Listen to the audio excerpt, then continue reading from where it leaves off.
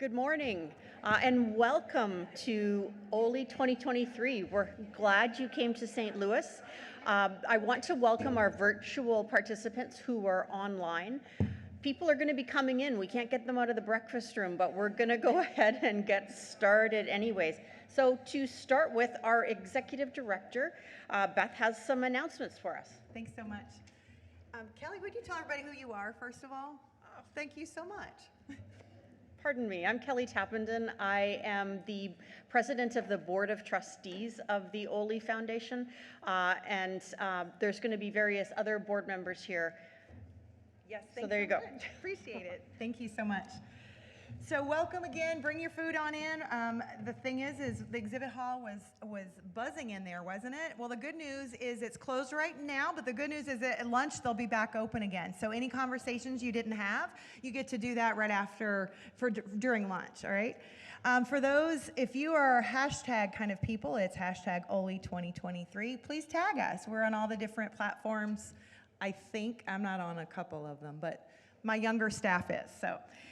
We also are excited to have you here. Just a couple little housekeeping things. There are quite a few changes in the schedule.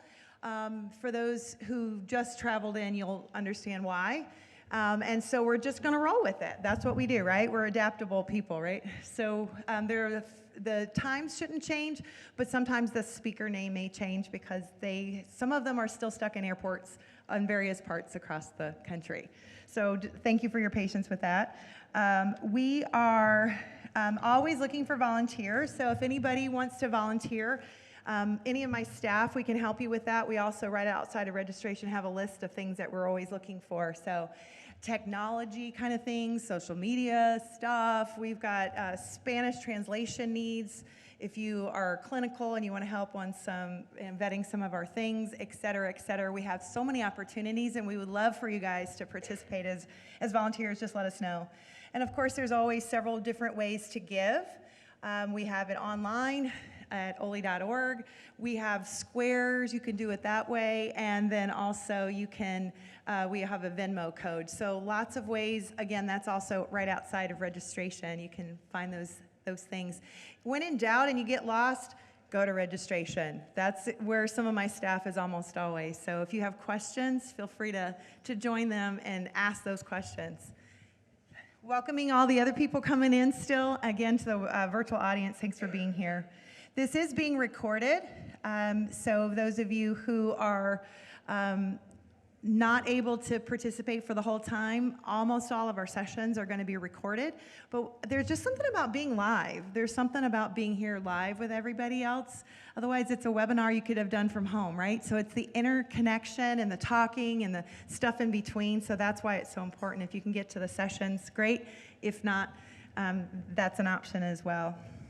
Just really quickly we've got some fun things in the exhibit hall when we go back for lunch today and tomorrow, such as a 50-50 raffle, for example, and we're going to give that away during the town hall meeting tomorrow afternoon, and you have to be present to win. So that's we have ticket sales over here again at, you can probably say it now, right? Registration, right?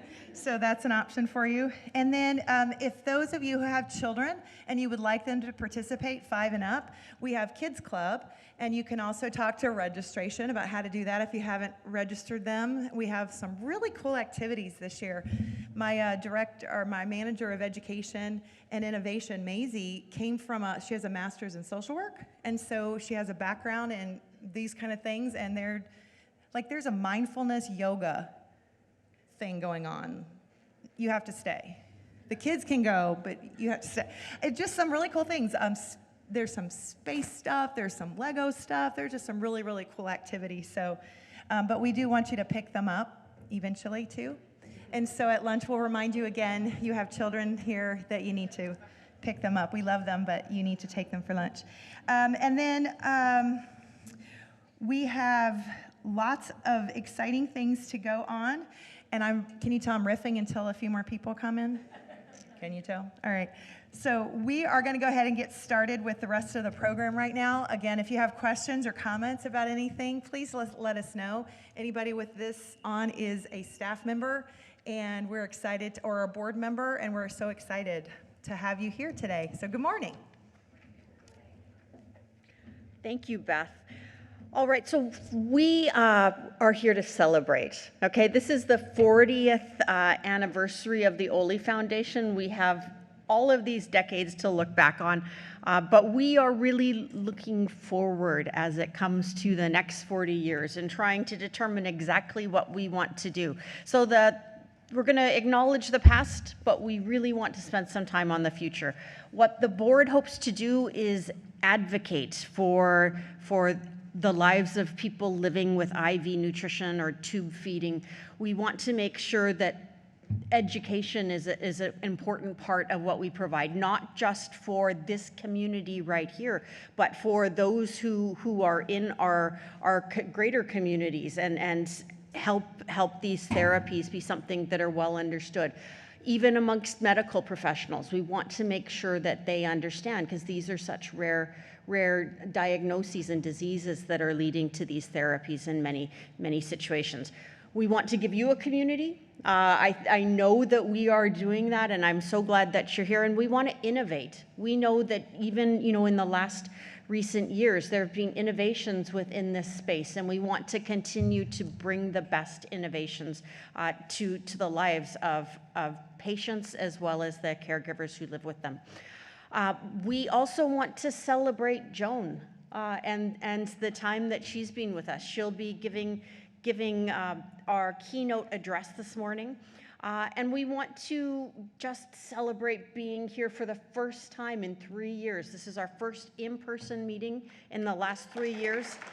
So yes, it's really wonderful to have you all here. And you know what? There's over 400 of us here and registered. And in fact, last night we were so impressed that there's 167. So over 40% of the people here are first-time registrants. So welcome. Yeah, welcome for being here.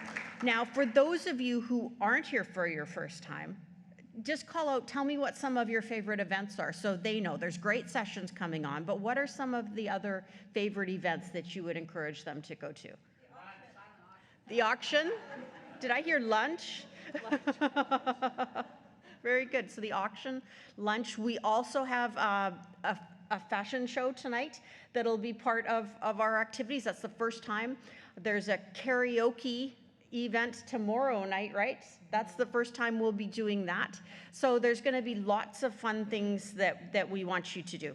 I think the Kids Club is worth emphasizing because the kids come together and bond, and you'll see them throughout the meeting. And the neatest thing is that they grow up then. They come back year after year, right? So that Kids Club is a really great thing. I know if you have young ones with you, some of them may feel a little reticent about going and shy, but encourage them to go, because once they get there for just a few minutes, they're going to be having a blast. And the pajama party? The pajama party is renowned. Yeah. For kids. Yeah, no. Absolutely, we want to make that requirement. That's for children. It does go through teens, though, the Kids Club. Any other events that are favorites? Walkathon. Yeah, there's the walkathon. So there's lots of good things coming up, and we have some excellent content with the sessions that we know is going to meet everybody's interests. So to start us off in that regard, I want to introduce our keynote speakers. It's entitled Help Along the Way, Celebrating Oley's 40-Year History. And to speak, we have Joan Bishop, Oley's Emeritus Executive Director, and then Dr. Lynn Howard, Oley's co-founder. So welcome.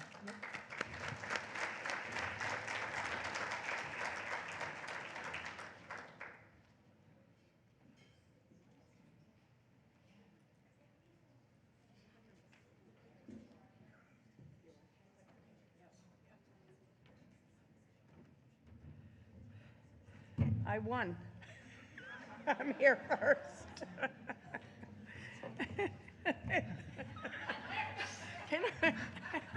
You're a little pushy. I think I'll be Lynn today, you be Joan. Okay? We'll see how you do. Okay.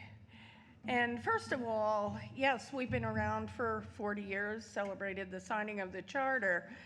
But I want to thank everyone in this room for helping us along the way, because without your energy and enthusiasm for what we do and your participation, I mean, we'd be sitting in Albany wondering what else we could do. So thank you, everyone, including the virtual audience. So this is the beginning. Which one are you in that picture? Oh, She's obviously I'm in there. you're the beautiful one, yes. Now what? Do you want to talk now? Well, you want me to give my talk? Yeah, go ahead. Oh, okay. Yeah, that'd be good. So I thought this was going to come at the end, but it might as Oh, well it can be come coming. at the end. Save it. Okay, we haven't rehearsed much. So we're going to go back here. And for those of you who weren't here last night, this slide represents our picnic at the first Oley picnic, the first gathering in Albany, New York. And this was cooked to order. I think there's a couple of hot dogs on the grill, one hamburger, and I'm not sure where the chicken is. But that is what it looked like then, 1984. We had the privilege of working with the clinical nutrition team at Albany Med. We were housed there. We had access to physicians, adult and pediatric. We had myself and Sylvia, the first secretary, more dietitians on the other end, and in the centerpiece of this photo is this wonderful, don't look surprised, that's you. Lynn Howard, and sitting next to Dr. Howard is Lenore Heafy. She was the first executive director. Oh, that's a good slide. What should we say about that? In 1984, we inherited 2 mailing lists. One was a consumer patient and her husband. They produced a newsletter and circulated it to a small group. And the other one was from the New York Academy of Medicine. So we started out with 200 people. We were thrilled. We were absolutely thrilled. Before we left the office, Kathy ran numbers. Our membership is up to 28,724 people. And we actually celebrate every time Kathy runs the numbers and we get this far. But there's a lot more people out there that are not connected to Oley. And I don't know if you're surprised when you hear that. I am, because we word of mouth, social media, Oley ambassadors out there, and there's still a lot of work to be done. So we are not finished. We want this number to grow continually. So we could use your help. And there's Dr. Howard again, with two of her patients actually at the 1984 picnic. So it was spectacular. What happened? Oh, this was one of our picnics in the late 90s. And you could see how we're not cooking to order there. And it's the masses, and everyone just stays close to each other. And the networking, the food, the fun. So back in 1985, I had the privilege of sitting in at board meetings. It was mandatory then, but it was the most exciting thing to sit amongst these physicians and consumers that were passionate about our mission, passionate. We were developing policies, procedures, and we started out with a couple of senior physicians at Albany Medical Center who were influencers. They didn't know that then, but we didn't use that word. But we had physicians from around the country. Dr. Darby was from Vanderbilt.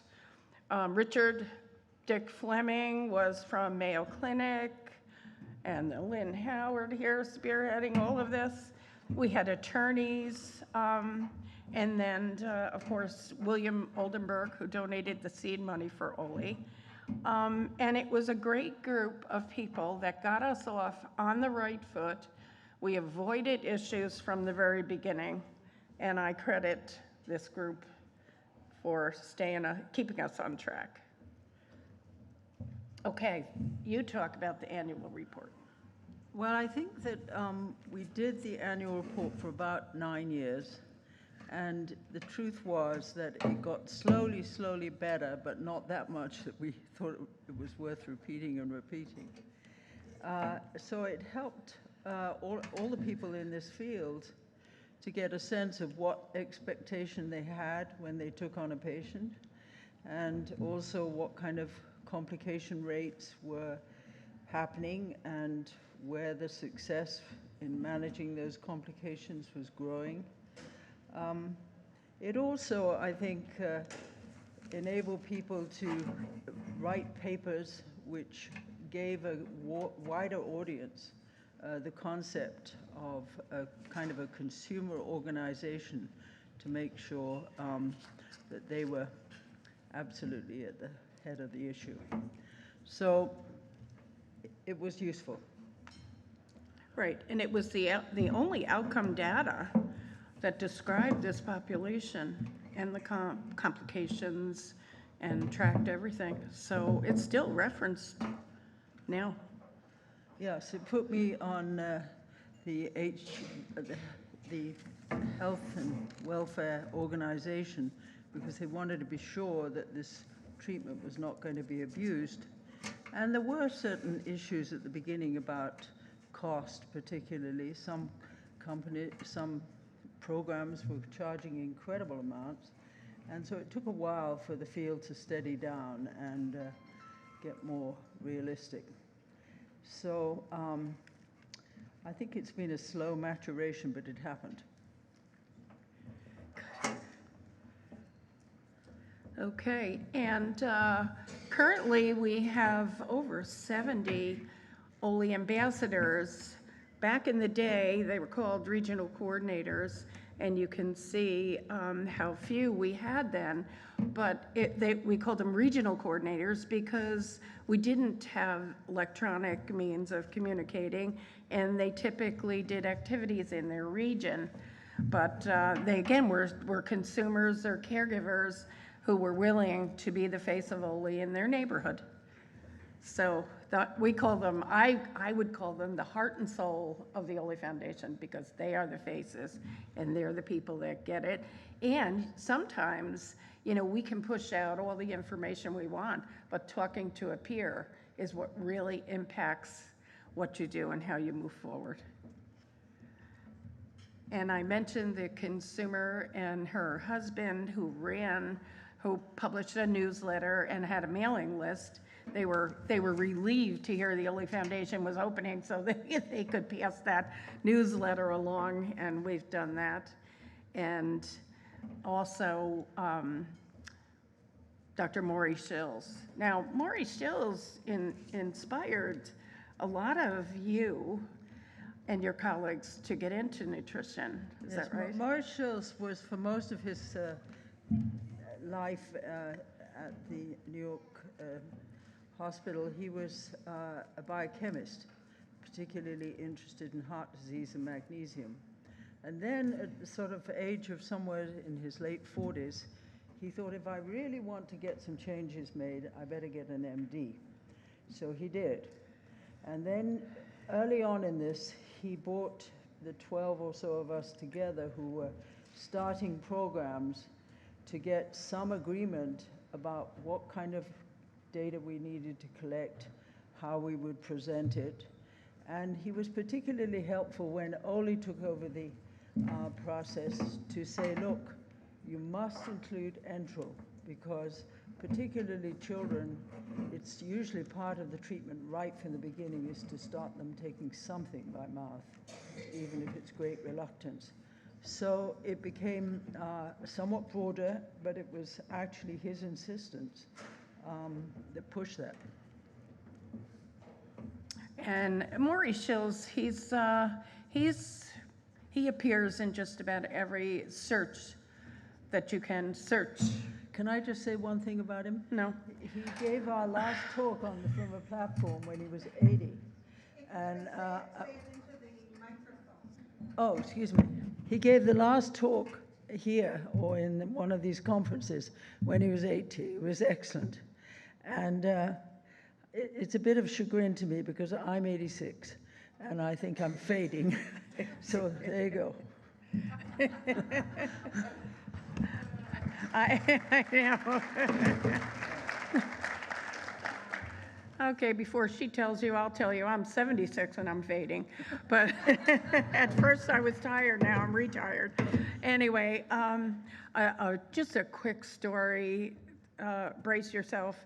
We were so thrilled to have secured time from Dr. Shills to travel cross country and speak at our meeting, that in putting the brochure together, we referred to him as the infamous Dr. Shills. He called me, and he said, "Joan, I've been called a lot of things, but never infamous." And I was just lost. I'm like, oh. And somehow I got through the call and hung up and followed up afterwards. And about 4 months later, he saved a seat for me next to him at dinner. And he said, "Joan, about this infamous." I'm like, oh, God. Why couldn't I have a seat somewhere else?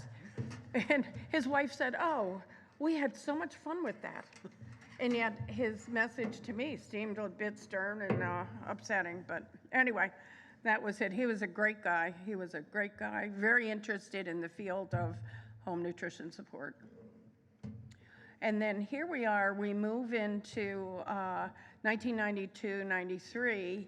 And again, we have a balance of consumers, clinicians. And note down the first column, John Broviac. Does that name ring a bell to anyone? How about just the Broviac? He developed the first catheter, and he rented a van, drove from Michigan with some of his patients to get them to the Oley conference, and he did that for years.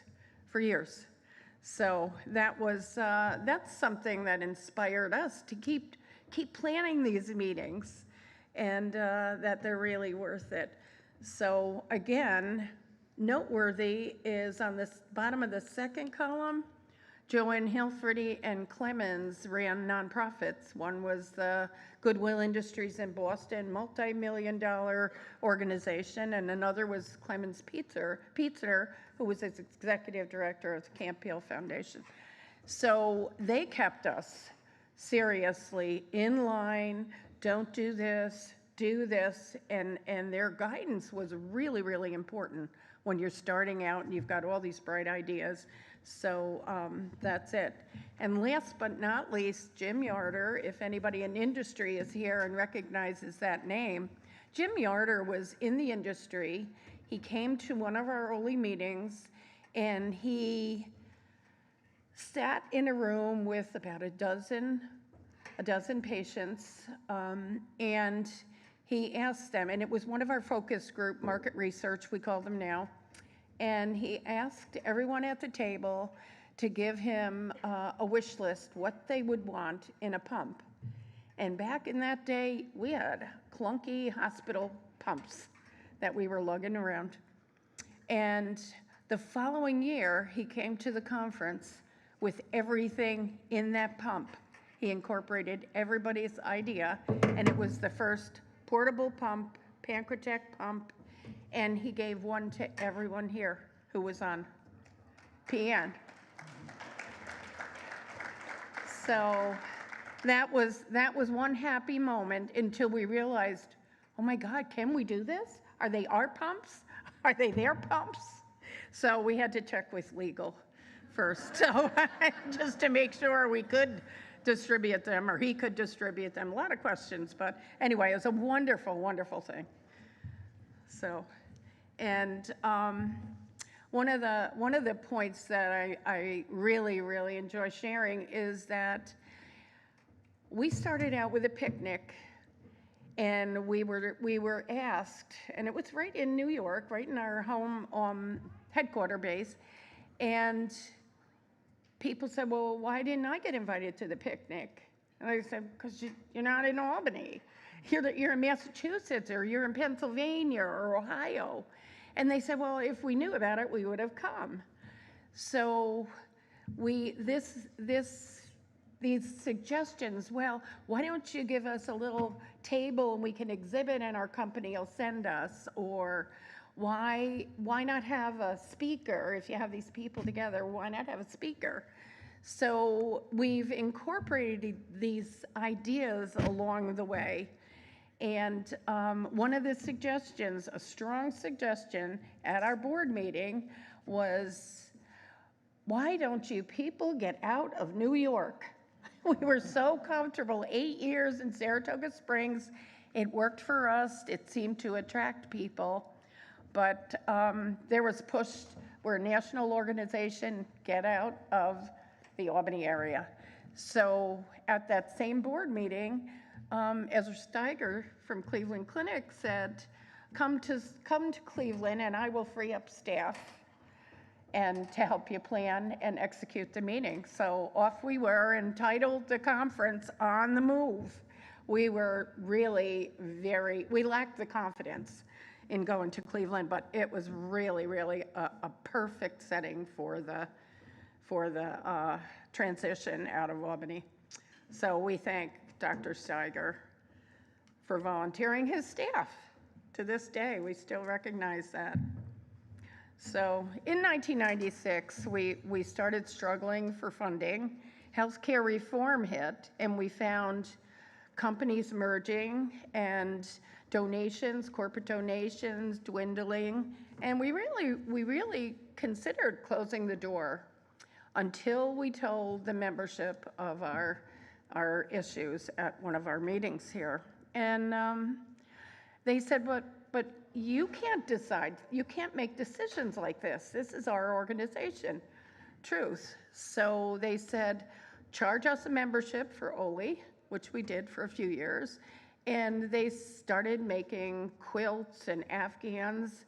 And I thought, wow, we need to organize something so we're not doing raffles every week. And thus the silent auction was born. And it continues to be a popular event at our conferences. So we survived. This was, if you were here last night, you saw this slide. And we did fundraising with dunking booths. So Dr. Howard, you were up there somewhere. So it was funny. Dr. Howard went up on the what do you call it, the platform there, with a stethoscope on. Anyway, soak the bloke.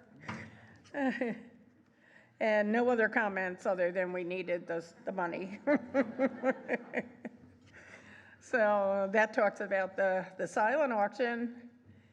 And in 1997, we launched our first website thanks to one of our board members' son, Michael Freeman.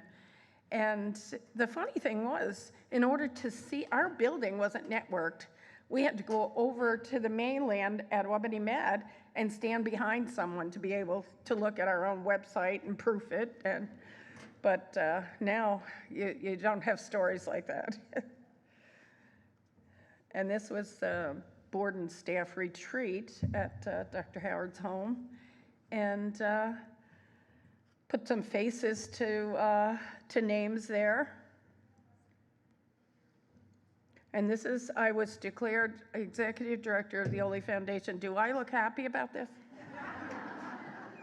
I wasn't. I was scared to death. I turned it down. I said, no, not me. I can never ask for money. I'll stand here right now and ask you all for money. Support us because we're doing good work. I remember it a bit differently. I remember that you actually volunteered. I did not. And we said, you really up for it? And you said, You know, yeah. Lynn, here, I'm done. No, I didn't volunteer.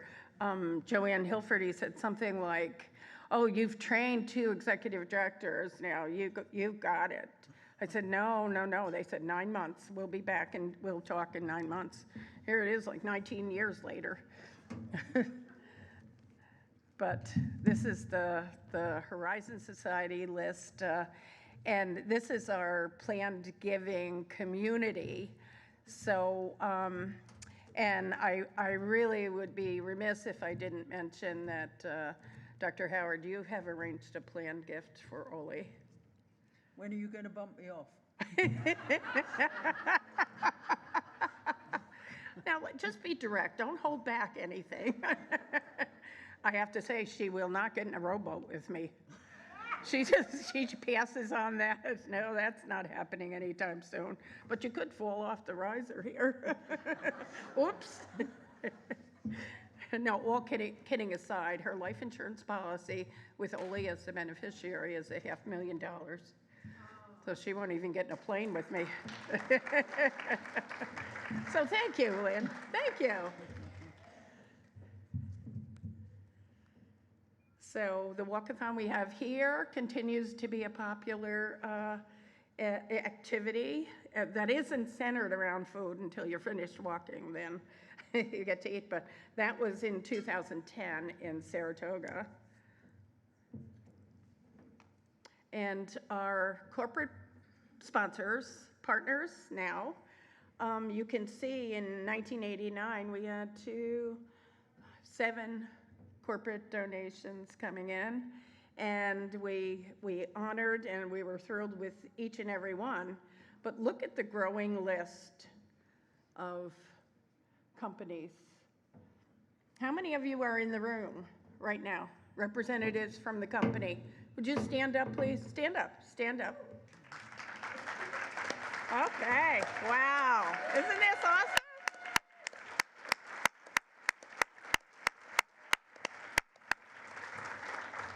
Ooh. Is there anyone here from the short list there?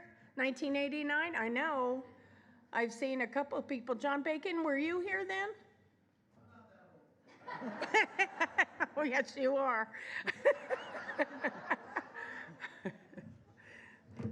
Okay, but I mean, honestly, this has grown with us, or has helped us grow. I'm not sure which one. This is the list of the Oley ambassadors. You saw the short list of regional coordinators, but we thank every single one. They still, to me, are the heart and soul of Oley. In 2020, we launched the glossary, which I hope you are familiar with. If you're not, go to the website. It's there. It helps you understand the terminologies that's being used. 2023. So you heard from Kelly Tappington, our president. So, and Shirley Wang is here with us. Shirley, stand up. There we go. Yes. We have Steve Atkinson, treasurer. Where is he? Okay, yes, yes. So the keeper of the funds, Vanessa Kumpf. Yes. Lisa Epp. Where is she? Oh, pardon me? Oh, there you go. No, where's Lisa Epp? Woo. Yes, yes. And John Mahalchek got here and had to leave. He had an emergency health care issue. David Mercer. Okay, well, he is here. Is he here? Okay. So this is, when I leave Oley, I really feel like I'm leaving Oley in good hands. It's almost a pleasure to leave at this time. We have a strong board. We have a strong staff. Is staff in the room? Would you stand up if you are? I can't see you, but. Okay, Beth. We have met Beth, Maisie, Andrea, Lisa. Is Mary here? Mary, oh, there you are. Okay, okay. And then Kathy is. Make sure you thank her for all of her efforts. She is the office person, handles all of the particulars. And then we have a longtime volunteer, Jeff Holly, who has made his way here this year to help. So our resources include all of the above: newsletters, webinars, regional meetings, this annual meeting, the glossary I mentioned, advocacy, as Beth has talked about, and healthcare professional directory. So, Lisa, would you like to say a few words about the directory? No, I can tell by the look on your face. Okay. It is a directory that's going to help everyone identify clinicians in their area with a particular set of experiences, large programs, independent physicians, whatever. If you're a clinician in the audience, you really should register. Join the registry. It will only be as good as the people who sign up for it. So, is that good? Oh, yeah, you can say everything. Come on. Now, I have to say, we've been talking about this for 6, 7 years. And no, come right up here. Don't be shy. Come on. So, it's taken a lot of work, and it's landed on Lisa's plate. And I'll tell you, Lisa, it's the best parting gift you could give anyone is to get this underway. So thank you.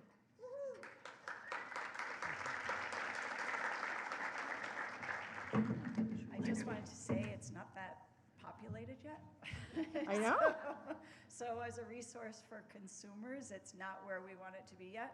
So we really do encourage all clinicians that are in this field to at least take a look at it and consider signing up. It's just self-reported, but once it's populated, it should be a great resource. Right.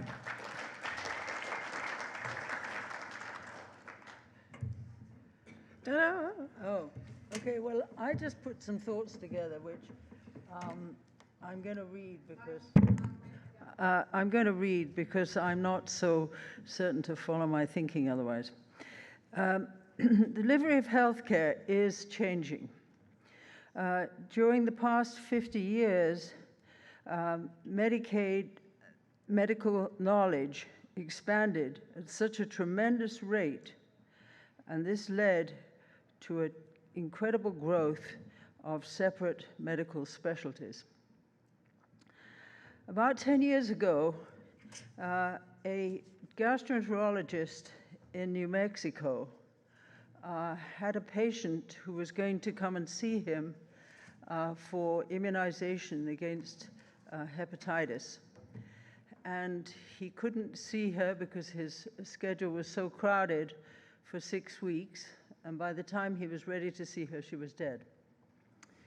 And so he realized that this was crazy, that the immunization for hepatitis should be universally available for physicians. It wasn't a specialty event, really. And he has done a great deal in the medical profession towards trying to bring some of those walls down. Home parental and enteral nutrition is also a therapy that needs to be broadly available. And I know as well as many of you do how difficult it's been at times to find a clinician who is willing to supervise you and has experience.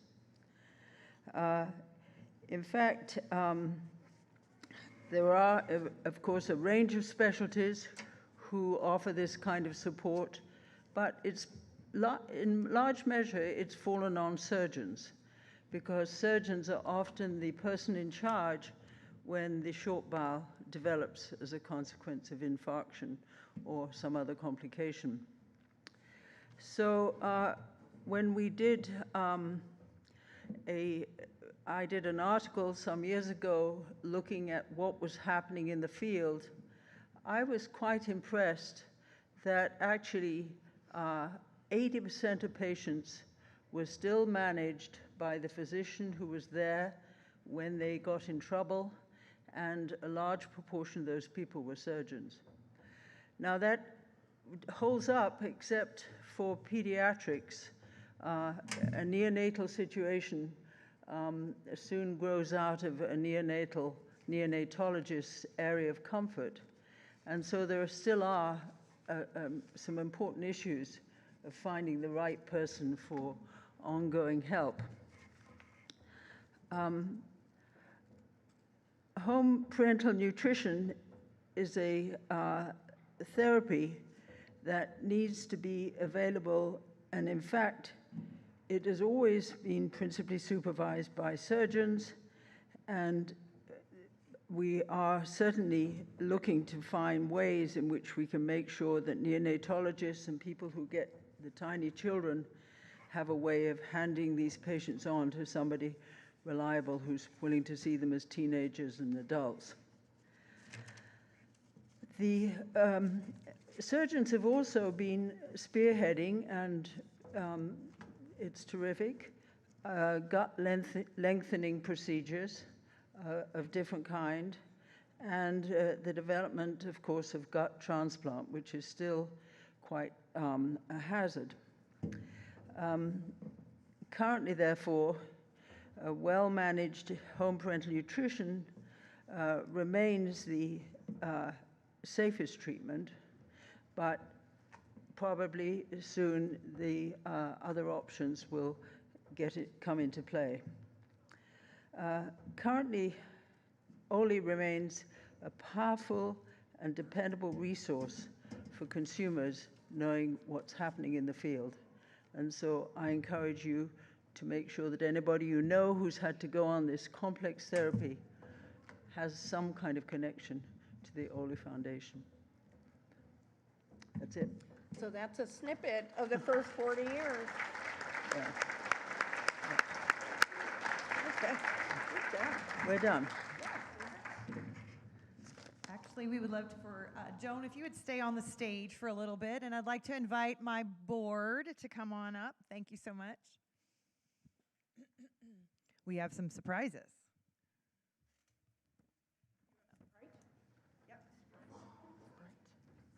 I'm thirsty.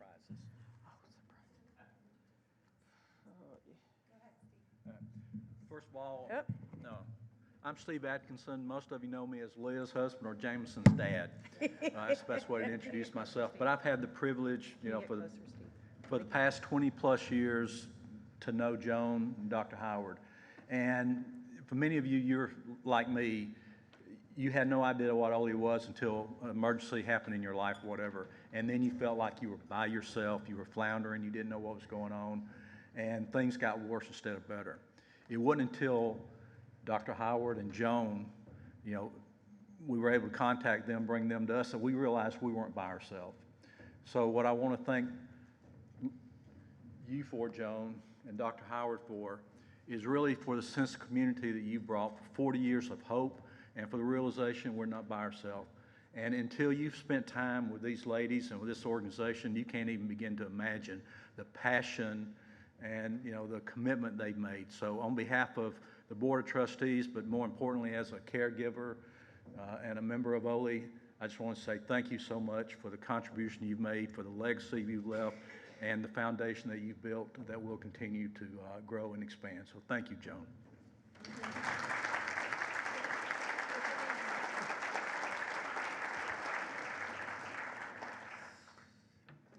Thank you, Joan. As a board, we really do want to thank you for all of your contributions, and to put a legacy on that, in 2023, the Oley Foundation Board of Trustees established a new award entitled the Joan Bishop Lifetime Achievement Award.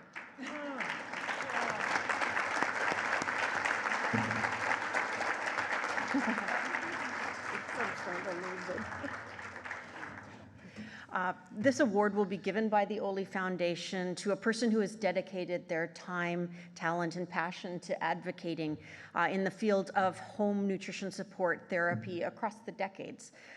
This is the only award decided by the Oley Board of Trustees and given to a person who has gone above and beyond in their years of selfless dedication to working towards advancing the mission of the Oley Foundation.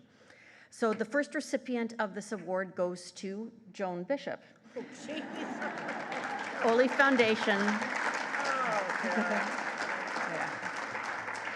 You have given nearly 40 years of service to Oley. Joan has been working for Oley since 1985, as we heard, and was at the helm as executive director for over 20 years. Your fierce dedication to the mission and members of Oley is unsurpassed. You've weathered many ups and downs as the captain of the ship and always put Oley's best interests at heart. To many of us, she has been the help along the way. So Joan, it is with great pleasure that we give you the highest honor we can imagine, an award in your name that will go on in perpetuity. So please join me in honoring Joan with the first ever Joan Bishop Lifetime Achievement Award.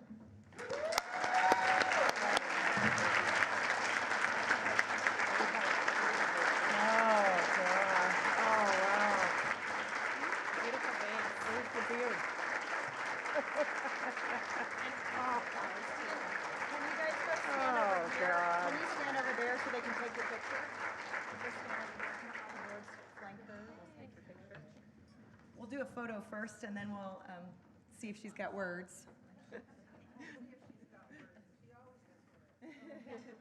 Yeah.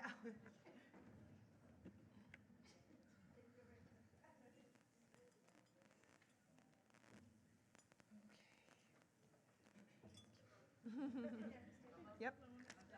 She wants to take your picture, too. Oh, and do what she says. Okay.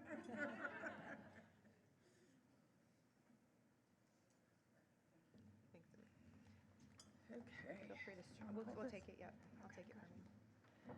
And I do have words.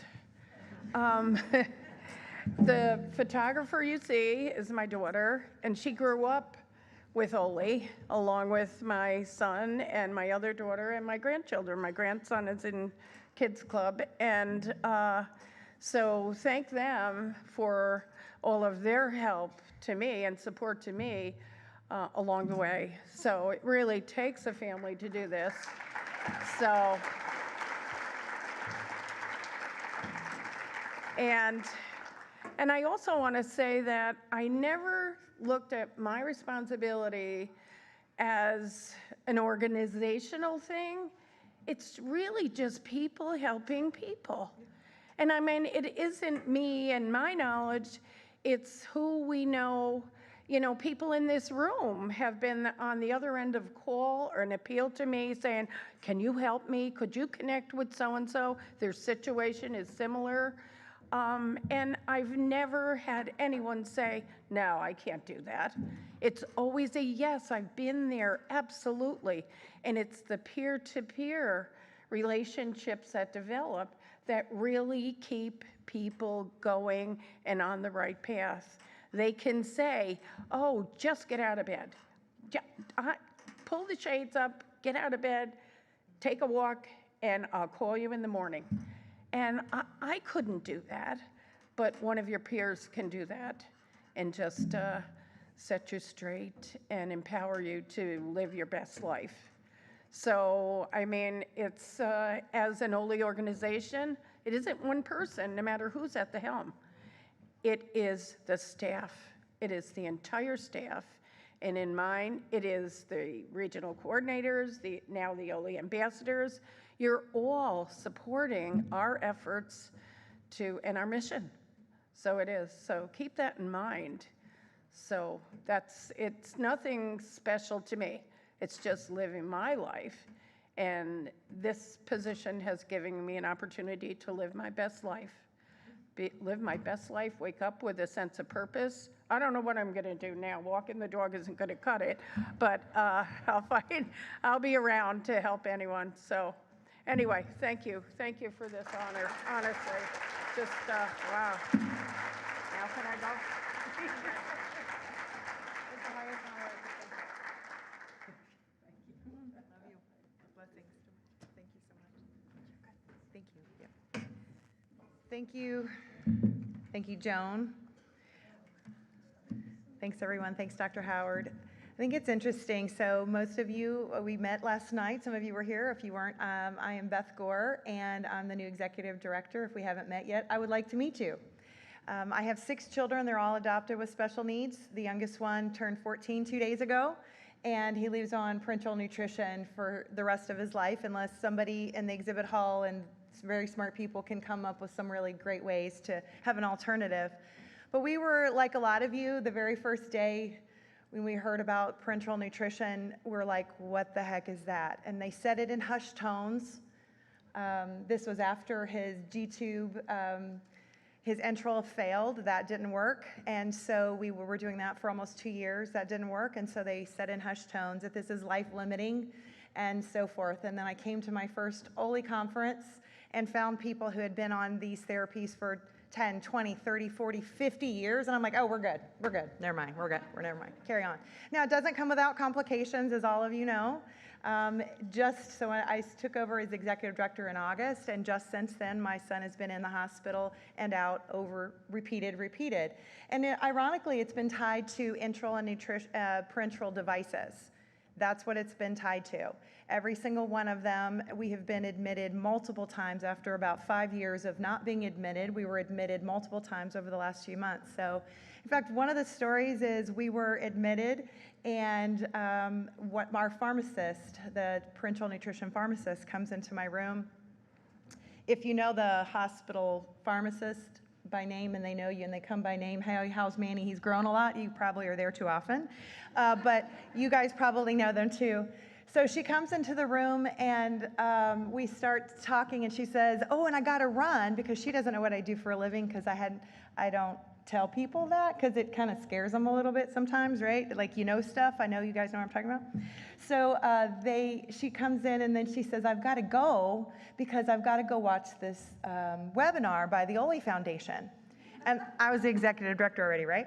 So I just said, oh, why are you attending that? Because obviously our messages are primarily for patients, consumers, caregivers, their families.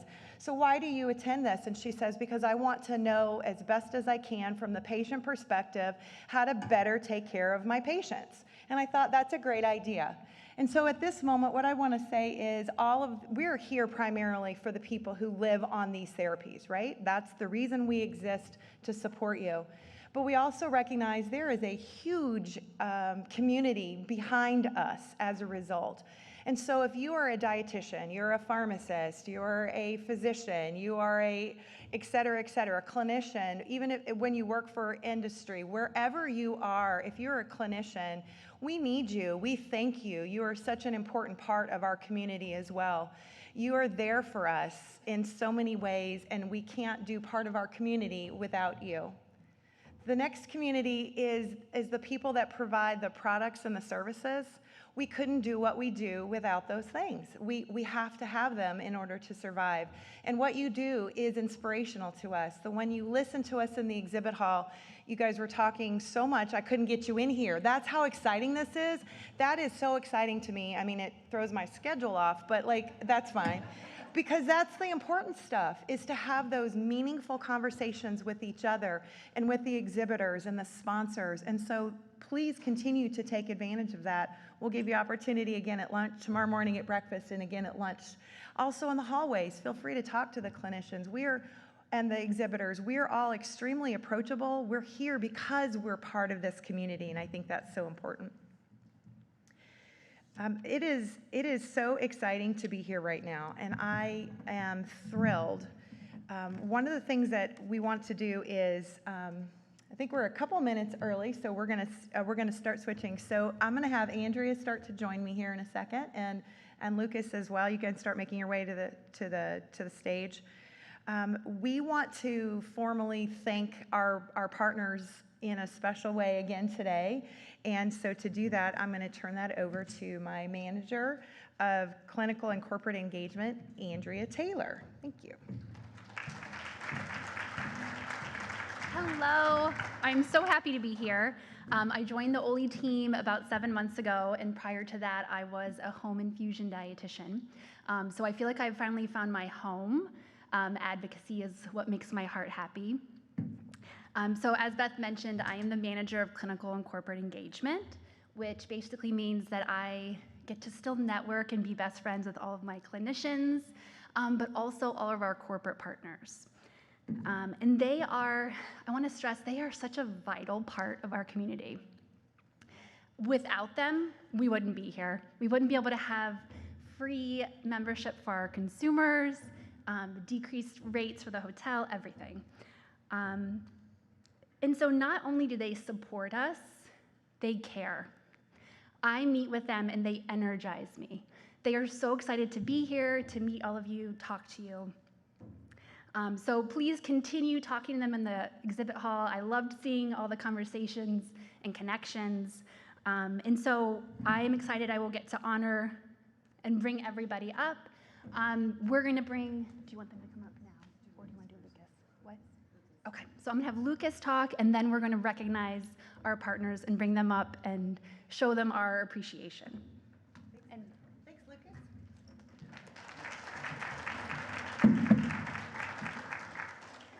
So I wanted to tell a couple stories and really thank the whole ecosystem and all the partners for really making it possible and making, I think it's worth taking a step back and really, appreciating that you are literally delivering a lifeline and making it possible to really maximize the experiences that we all have and that are possible for all of us. And so wanted to say thank you. And wanted to leave you with a couple things, that it's about partnership and really outlining goals, and wanted to tell a couple stories. I think it's been, I've hit frequent flyer status each of the years that I've been on TPN, and to do that is no small testament to how much work goes into making the logistics possible, from TPN to travel, and really coordinating wherever I'm going and whatever needs to happen. And that's not always easy, frankly. There was once where, if you see the bag of syringes, I flew to Austin and for work, and outside, about 3 hours outside of Austin, get to the hotel and realized I had forgotten all of the syringes or the flushes. And so it was, they went out of their ways to get the supplies to where they needed to be as soon as possible. And I think it's a testament to the partnership and the willingness to go above and beyond to really make those experiences possible. And the second photo was the first time I flew international since having the accident, since being on TPN. And it was already quite a planning process to make that possible.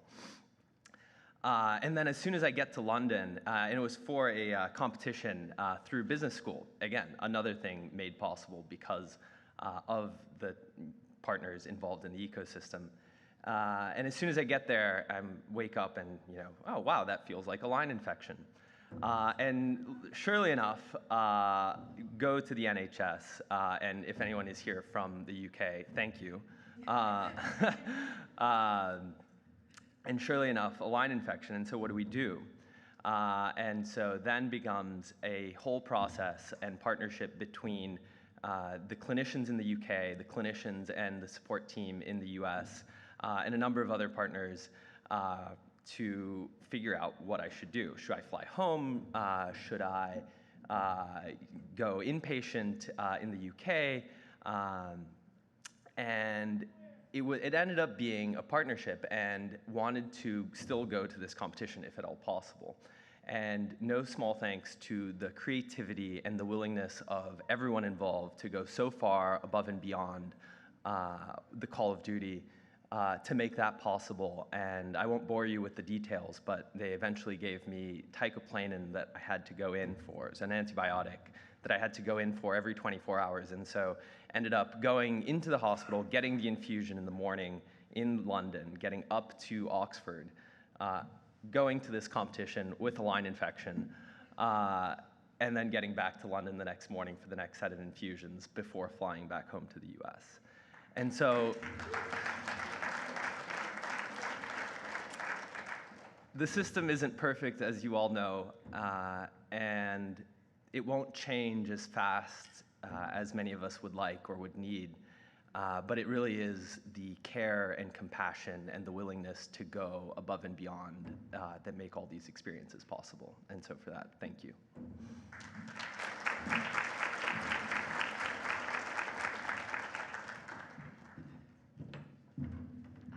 And so now I'm going to welcome all of our corporate partners. I'm going to announce them by level. And so, yes. So we'll start with our patron level sponsors. If you want to come up on stage. What's that? We don't have on our 80s outfits today, so we Yes. can take other pictures. So come on down, patron levels. Yes. Call them one by one and just come on down. Yes, yes. Well, we have Emerita, B. Braun, Moog, Real Food Blends, Solio Health. Yes. And then all of our benefactor partners, please. Avanos and Nestle Health Science. Our bronze partners, Abbott, Baxter, Cardinal Health, Quorum CVS, Fresenius Kabi, Kate Farms, NutriShare, and Optum. Our silver partners, Vectiv Bio and Zealand. And then our titanium partner, Takeda. So without them, we wouldn't be here. So thank you.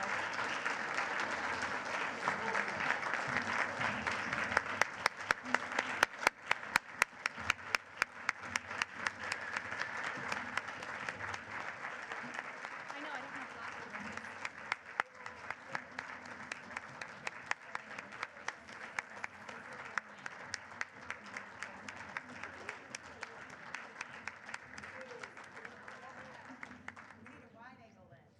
Yes, yes.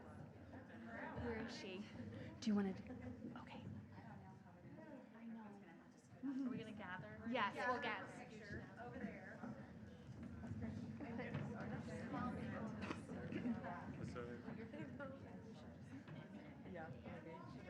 Oh, well, it's fine.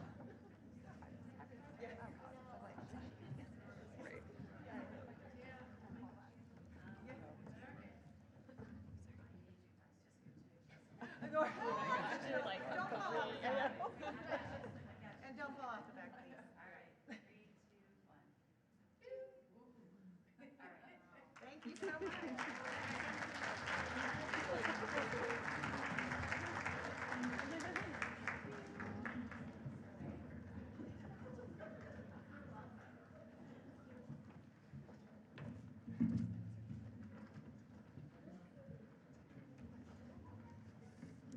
Again, thank you guys so much.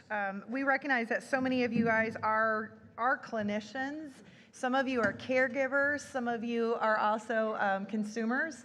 And it's just interesting. I like the word, I'm going to borrow that, Lucas, the word ecosystem. You know, we are all just interconnected. You can't help ourselves. So I used to work for the Association for Vascular Access. In fact, Tanya Hutchison is here as a COO of AVA and as a patient advocate person there, right? And so we would talk about it from the device side, and now I'm talking about it from the stuff that goes through the devices. It's chicken and egg. That's the thing. There's a lot of times there's conversation like, is it about this? Is it about that? Yes. Patients don't see it as this is devices and this is the therapy and all neatly contained like that. We see it as this is what we need in order to survive. In fact, my very first, so Manny had a lot of different G and GJ tubes. We've gone through all the different things like many of you. And then they said that day about the parenteral nutrition, they said that they were going to be doing this. They kept calling it TPN. I didn't know what that stood for. And I'm a pretty educated person who can research, and I still didn't know what this was because nobody had explained it. And a person comes in and said, here, sign this informed consent. And I'm like, for what? And they said, for the PIC. And I'm like, what's a PIC? Because we'd only ever talked about TPN at that point, right? And so I'm like, can you at least leave it for me so I can research this and read this? I was so unknowing about these things that I literally Googled PICK. I mean, isn't that how you spell PIC, right? And I said, oh, that's the thing that the stuff goes through. I mean, that's how little that I knew about this and how disconnected sometimes some of the training is. So I started asking everybody, hey, what about this? oh, the next person will tell you, the next person will tell you, the next person, and then you get home and they said, oh, everybody should have already told you. I know that my story is not unique in this, and so I realized that I needed a community. That was what I needed as a mom. I needed the community, and didn't know Oley existed. So by this time, Annie had already been on enteral nutrition and now parenteral, and I didn't know that it existed. And I think there's a lot of people who still don't. And I think it's going to be extremely important to go forward, that we look back of where we started, and we don't want to go very far astray from those things, but we also, where do we go from here? And I'm so proud that the board of directors, or board of trustees, excuse me, got together this last year and came up with a strategic plan. In fact, our next speaker is going to be talking a little bit about that, to give some highlights about our strategic plan. It's so important that that's where we're going. That's where we're headed in the next little bit. And so she's going to give a little glimpse from her perspective as a staff member of where do we go from here. It's going to take everybody. It's going to take all of us to do this. And so be part of this ecosystem. Let other people know about this ecosystem, because people shouldn't be on therapy for 2, 5, 10, 20 or more years before they know that there's support out there and help along the way. So please help me to do that. So I'm honored next to introduce our next speaker today. So she is new to staff, newer to staff, but she's not new to Oley. In fact, she's been an Oley member most of her life. And her family has been many, many years. They've been to way more Oley conferences than I've ever been. I'm a newbie at only like 10 or so years, so I'm one of the new people around, right? And so she is going to talk today. Her talk is entitled Advocacy, Education, Community, and Innovation. Those are our 4 pillars of strength. So would you please join me in welcoming to the stage Maisie Sear.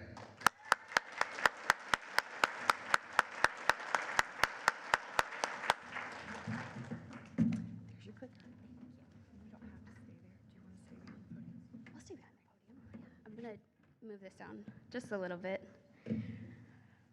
Thank you. Yes, as Beth said, well, I also wrote mine down because my brain is so full of kids' activities and speaker coordinations and room layouts that I just didn't trust myself to remember one more thing. So we're just gonna go with that. It's funny though, they showed the regional coordinators, the ambassadors from quite a few years ago, and my mom was up there. So we have come full circle. But yes, I want to talk about where we go from here. So like Beth said, my name is Maisie Sear, and I'm the Manager of Education and Innovation for Oley. I may look familiar to some of you, and that's because I'm also a PN consumer of almost 30 years, 30 in a couple weeks, but we don't have to talk about that. It is honoring and humbling to follow 2 of the most incredible people in the history of this organization. Joan said that the Oley ambassadors are the heart and soul of this organization. I would argue she and Lynn are the heart and soul, and the Oley ambassadors are like the nervous system and the brain and all of that. But I'm excited to spend these next few days celebrating our past and embracing our future as an organization. One thing that will never change, though, is that we as an organization always want to prioritize the voice of our members. So before we begin considering what we hope the next 40 years will look like, I want to take a moment to think about what we want these next few days to look like. I've learned it's really important to be intentional with our time, especially since it's our first time back together in person in 4 years. It's going to go by faster than any of us realized. So I'd like to take a moment. I have no financial disclosures. That's what you're going to learn. Okay. So hopefully, if this works, if you have a smartphone, go ahead and open your camera app. And if you scan the QR code, it should take you to menti.com, which is like a polling website. And so what that will do is give you a box with the same prompt that you see up here. And so go ahead and fill that in. Give me one word to describe what you want to take away from these next few days. And if all works as it's supposed to, on the next slide, we'll see the words populate. Fingers crossed, guys. Technology has not been in my favor these past couple days. If you aren't able to use the QR code, you can open your browser and just go to menti.com and type in 27524924. That's the code that it will ask for. And so I'll give you just a minute to scan and try to log on to that. Again, hopefully everything works. If it doesn't, I'll just come up to each one of you and ask you. Awesome, thanks. All right. I don't know if it's gonna populate. Can you guys see it on yours? Okay, cool. Does somebody want to shout some out that's popping up? Direction. Okay. Friends. All right. Well, thank you. I really appreciate your input. I'm sorry we weren't able to pull it up on there. All right. So thank you all so much for sharing your thoughts. And I hope over these next 3 days, you're able to remember that word that you shared and take the time to absorb everything that you can from our speakers, our ambassadors, our staff, and from each other. In addition to helping us be more mindful of our time together, this also helps us as an organization better understand what you're looking to get out of these events, and we can be more intentional with our planning and our content. This conference, our programs, this organization is for you. As anyone who is part of the nutrition support community knows, there isn't much out there for us. We are often the square peg trying to fit into the round hole. Oley has worked hard over these last 40 years to build this community in order to make sure people who are new to this world, and even those who have been navigating it for many years, know there is something out there for them. I don't know how many of you have read the book or seen the movie, but as I was thinking about this incredible group of people gathering together, it made me think of Horton Hears a Who. So if you aren't familiar, brief synopsis, Whoville is a little town on a dust speck that one day an elephant named Horton hears because his ears are so big, and nobody believes that they're there. And he encounters all sorts of chaos and hijinks because his friends in the jungle think he's crazy talking to this dust speck and want to get rid of it. And the Whos have to work together to make their voices loud enough to be heard, so people believe that they're there. And I was thinking, we are on that Glover, shouting, "We are here, we are here, we are here." And one of us alone, trying to tell the world that we are here and we do matter, may feel like it doesn't make a difference. But when there's as many of us as there are in this room today and watching across the country from their homes and hospital rooms, we are a force to be reckoned with. Like Beth mentioned, in November of last year, our Board of Trustees, which also consists of a diverse group of consumers, clinicians, and caregivers, all with vast experience in the nutrition support community, came together to develop a strategic plan for this organization. They considered our past, envisioned our future, examined the tumultuous landscape of home nutrition support, and deliberated over what Oley's role should be in navigating all of that. Through the development of this plan, they were better able to explain who we are as an organization and the populations we hope to reach, what our ultimate goal is through the work that we do, how we're going to do it, and why this work is important to our almost 30,000 members. In general, a strategic plan serves as a compass, allowing us to more objectively evaluate if our existing and future initiatives synchronize with who we are as an organization and are propelling us in the right direction. Do our words align with our actions?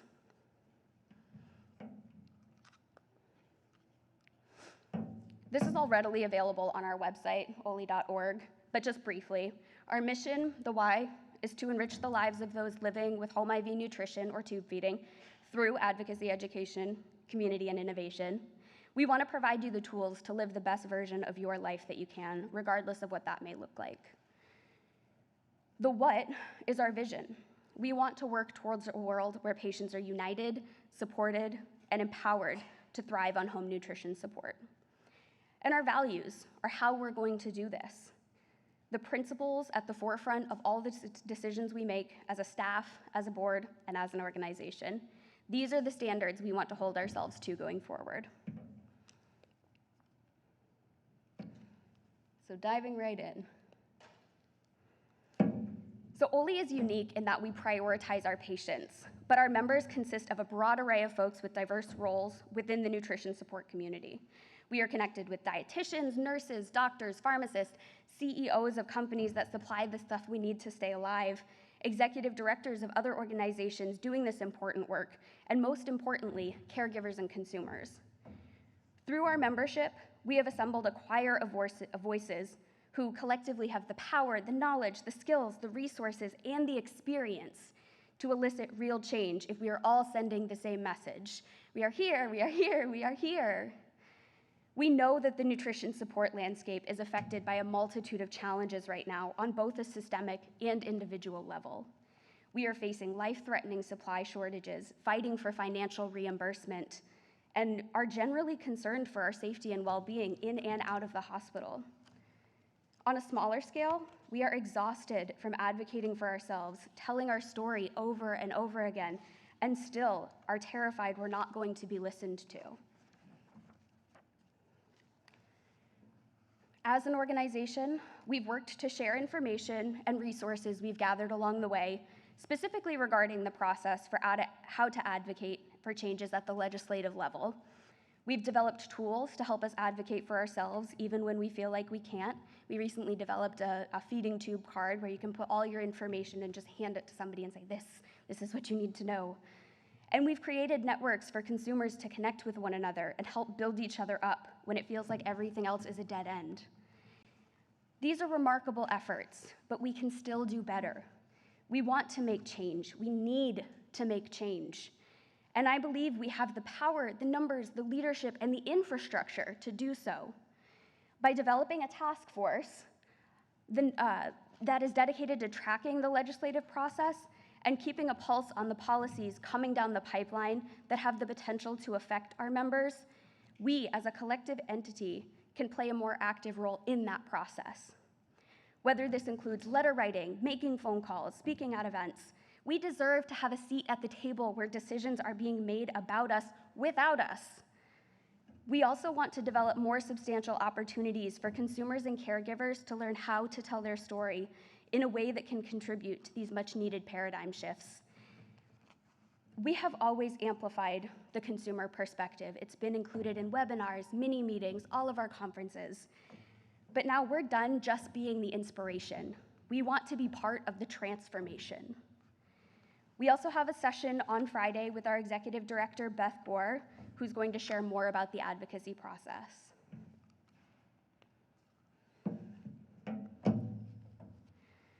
We want to continue to harness the power of the patient voice to fuel the elevation of our educational programs, which right now include our annual conferences, our regional conferences, our mini meetings, our newsletter, and our webinars.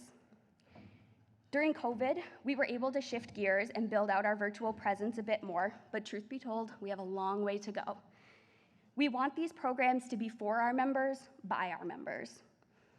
Although our staff all has some degree of lived experience as either consumer, caregiver, or clinician, which is so cool, each of us see this community through a different lens, and we want you to tell us what you see. As a patient, consumer, end user, whatever word resonates with you, I know what it's like not to be listened to. And I feel really fortunate to finally be in a position where I can turn this microphone around and say, no, listen to them. Through the development of a patient advisory task force, which will inevitably consist of more focused subcommittees down the road, our hope is that this group can operate as the liaisons for the members we serve to ensure we're on track with what the needs of this population are, and we aren't just functioning based off what we think the needs are. They will be our field reporters, our boots on the ground. Kind of like when your Gen Z kid tells you that low-rise skinny jeans are out and baggy high-waisted jeans are in. I'm still catching up. That being said, one great way to make your voice heard is to take advantage of opportunities to express your thoughts and opinions. Earlier this year, we drafted a survey asking about what the most common stressors are for consumers and caregivers in this community in an effort to shine a light on what the actual challenges are and dispel any misconceptions about what people think they might be. Basically, what stresses you out? We love QR codes, so bust out that handy-dandy cell phone and take a few minutes to let us know your thoughts if you like, or bookmark it and do it later because I have a time limit. We are also slowly working to bring our website into 2023 and share some more resources from other great organizations doing similar work, like the American Society for Parenteral and Enteral Nutrition, the National Home Infusion Association, the Association for Vascular Access, and many more. But I think if I were to create a pyramid of these 4 categories, community would be the base, the foundation. Community is what Oley was built on all the way back to the days of backyard cookouts. If you ask anyone what they've gained from belonging to Oley, 9 times out of 10, it would be this right here: friendship, camaraderie, hope. Experiencing the challenges that come with any sort of home nutrition support can be painfully isolating, both for folks brand new to this world and even for those who have been navigating it for years. So to learn that there is a small town's worth of people who understand what you're going through is sometimes enough to help someone find the strength to power forward. Personally, Oley has allowed my family to connect with other families of kids who have the same rare diagnosis as my sister and I. Oley has created a space where consumers, caregivers, clinicians, and members of the industry can work collaboratively to find solutions to problems only a handful of people in the world might have. It's a place where we can talk about the gross stuff, the hard stuff, the scary stuff. It's a place where we can commiserate and celebrate. Thanks to the dedication of our incredible ambassador network, we now offer virtual support groups and activities of some kind for kids, teens, young adults, caregivers, EN and PN consumers. We have connected people who need supplies with people who have supplies. We've responded to countless information requests and not only been able to provide folks with resources, but with a sense of belonging and reassurance. Our goal now is to expand this community. We want to reach the people who don't even know they need us. We, of course, want to increase our social media presence and use those channels to generate engagement with our members in a meaningful way. I don't know if we're ready for a TikTok channel, but maybe. We also want to work to further develop relationships with institutions and providers so they know we can be a resource for their patients before they even leave the hospital. We also want to acknowledge that we have a lot of work to do in terms of improving our efforts towards increasing our diversity, inclusivity, and accessibility in a significant and sustainable way. As an organization focused heavily on healthcare, we acknowledge our role in the relentless battle towards health equity, especially for Black and Indigenous people of color, the LGBTQIA+ community, and other marginalized populations. We want these resources and this community to be easy to find and easy to understand. We know our members experience hurdles in their everyday lives, and we don't want to create more obstacles they have to overcome.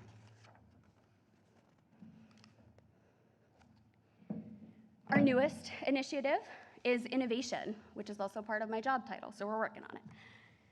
How many times have you encountered a problem and developed your own creative solution because what you needed didn't exist, or wasn't accessible, or would work if one thing was different about it?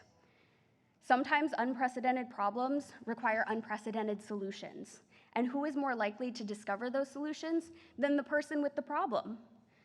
And chances are, if you're having that problem, at least one other person in the world is having that problem. The development, marketing, and distribution of a product for medical use can be a lengthy and challenging process, but there are many companies that are frequently coming out with new products and ideas and are looking for input from consumers themselves. We make these connections through market research and focus group opportunities, but we would also love to see collaborative efforts between consumers and companies in the early development stages as well. We've also created a new corporate partnership level titled Emerging Innovator for small companies just starting out. This allows us to provide opportunities for them to grow their brand and reach our members. Innovation is essentially another form of advocacy, advocating for what you need by creating it. Although this particular area is still very much being developed, we've already had some consumers approach us with amazing ideas, and we look forward to building out these processes in more detail and are so excited to see what's possible.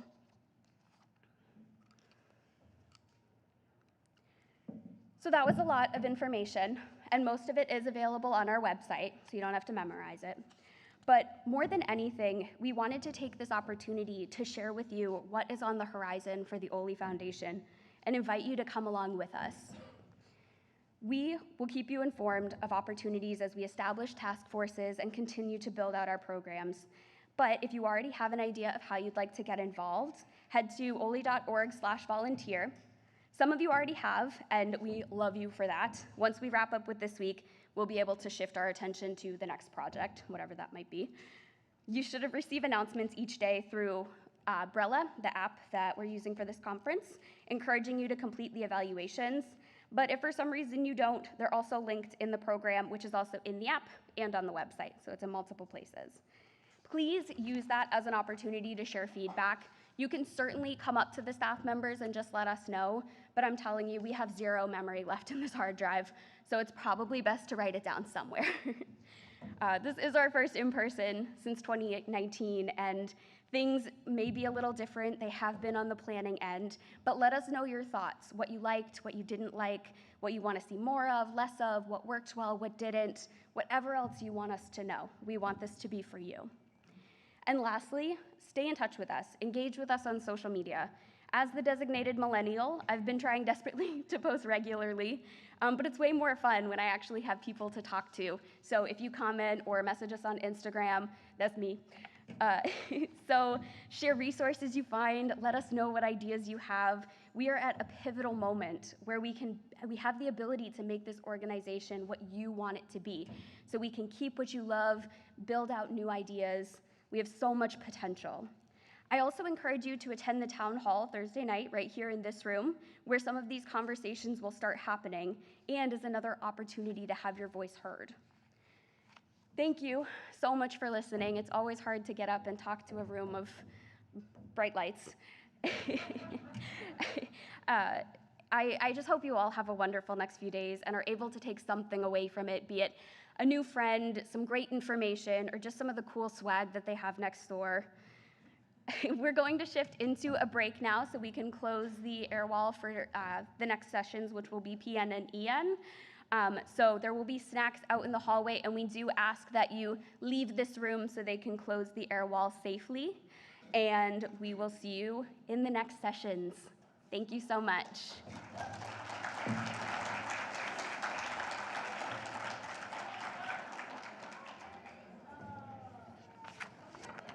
Yay! The words! The words are up there.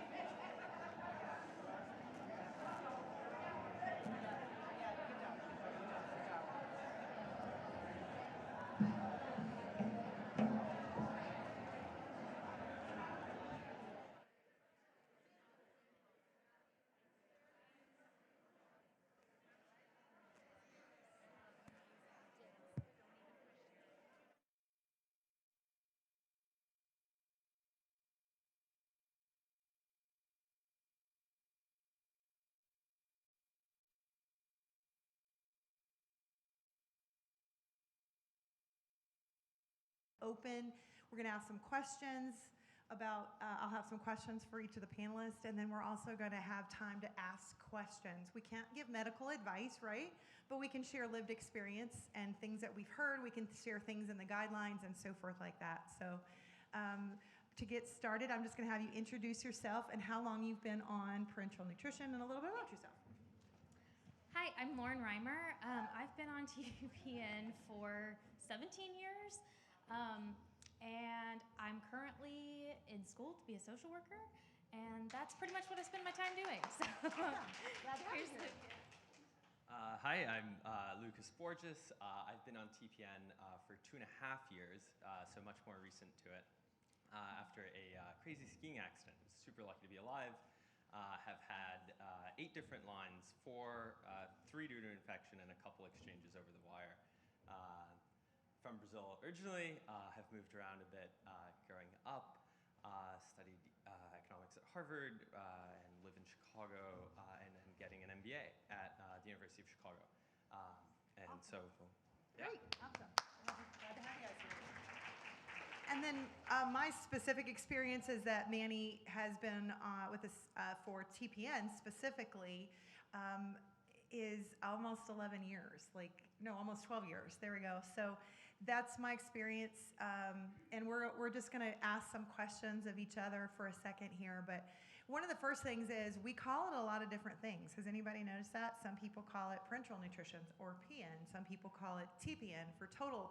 There's even one called PPN, and even the clinicians can't agree what that first P is. Some say it's partial, some say that first P is for peripheral, and there's arguments. I've even asked the experts, and they got into a little fight over, no, it's this, no, it's that. So it all is the same stuff. These aren't different terms, but when I first got into this world, it was really confusing to me. And so just a really high level, too, about the different devices. So as you guys know, you got veins, right? And if you guys know this, then you can sleep for the next 30 seconds. If you don't know this, I didn't know some of these things. So the more central you have, so that's why they call that in the central area, and then the further it gets away is peripheral, right? That makes sense. And so, but blood and veins go in a circulatory system. We all learned this in third grade science, right? And it was never relevant to us until we became on parenteral nutrition. And so if one starts here, in about 3 or so minutes, it's going to be back to here. If it starts here, in about 3 or so minutes, it's going to be back to here. And so it's a circulatory system. So no matter what goes into our veins, it matters. It's extremely important where it goes, right? And then there's the different devices, just really quick, high level of those. Even people who don't have central lines, maybe people in here who are caregivers or clinicians, you probably have had at least an IV in your life, right? They're more likely to be here or here. Don't get us started on that's not where they should be, but that's another whole story. I worked for the Vascular Access Association for years as a patient advocacy person, and I learned way too much about vascular access, right? And so those are the peripheral. The closer they get to the heart, the more it's central. But really what counts is where it terminates. And I don't think people explain that well. So there's a start, so that could be here. It could be here. It could be a midline, maybe. It could be, a port. It could be there's all the different, tunnel catheter, all of the different things. They can start in lots of areas. Where the tip ends is what makes it peripheral or central. And not everybody, even physicians, clinicians, even understand that. And so that's extremely important. So that's why I like the tip location, if you've ever had to have that checked. So heart, and there's a little bit of controversy as to where that should end, upper 2/3 of the right atrium, or is it in the cavo-atrial junction, or is it what, I don't know. They don't either. So there are some, it's still within a couple, very close. I mean, we're talking very, very close. So it's somewhere central. What happens is if it comes out of central, it's no longer right there. And why does that matter? Is because right here is the velocity, the pressure, right? So the veins go to the heart, right? So veins go to the heart. I said that backwards. Yeah, so veins go to the heart, and then the arteries, did I say, the other way around, right? Yeah, away, yeah. So I got it. I'm like, so people are looking at me crazy, and I'm like, am I saying this backwards? I haven't slept in a minute. So there's the faster it goes, there's a lot of pressure right here, right? And so it needs to go fast. So some of these meds, especially parenteral nutrition, has high, what they'll call osmolarity or osmolality. There's all these terms. What it means is it needs to go very quickly, otherwise it's caustic, right? It needs to kind of move pretty quickly. So it can cause a lot of damage in the various areas. Dr. Mercer, come on up. And so there's just a lot of things that matter as to where it's placed. And I'll just tell you, so Manny was 5 when one of his lines was placed, very nicely central. And 5.5 years later, he had grown. He went from 5 to 10, and it was no longer central because he grew, right? And so it started causing complications. But you can't know that right away. So there's the things that are long-term versus short-term. And then just a really quick recap is there is one of the vascular access specialists that I know from AVA, And he was in a speech one day, and he said the average central line is in for 6 days. And I audibly gasped, because Manny's had been in for more than 5.5 years at that point. So we're talking the people that need these long-term, so like we consider her long-term, and in Oley terms, 2.5 years is new, right? In the medical world, that would be considered long-term vascular access, right? So one of the things that I think Oley needs to do a good job of is partnering even better with AVA. We're already partners with them. And say, you know, we need to talk about guidelines for long-term vascular access.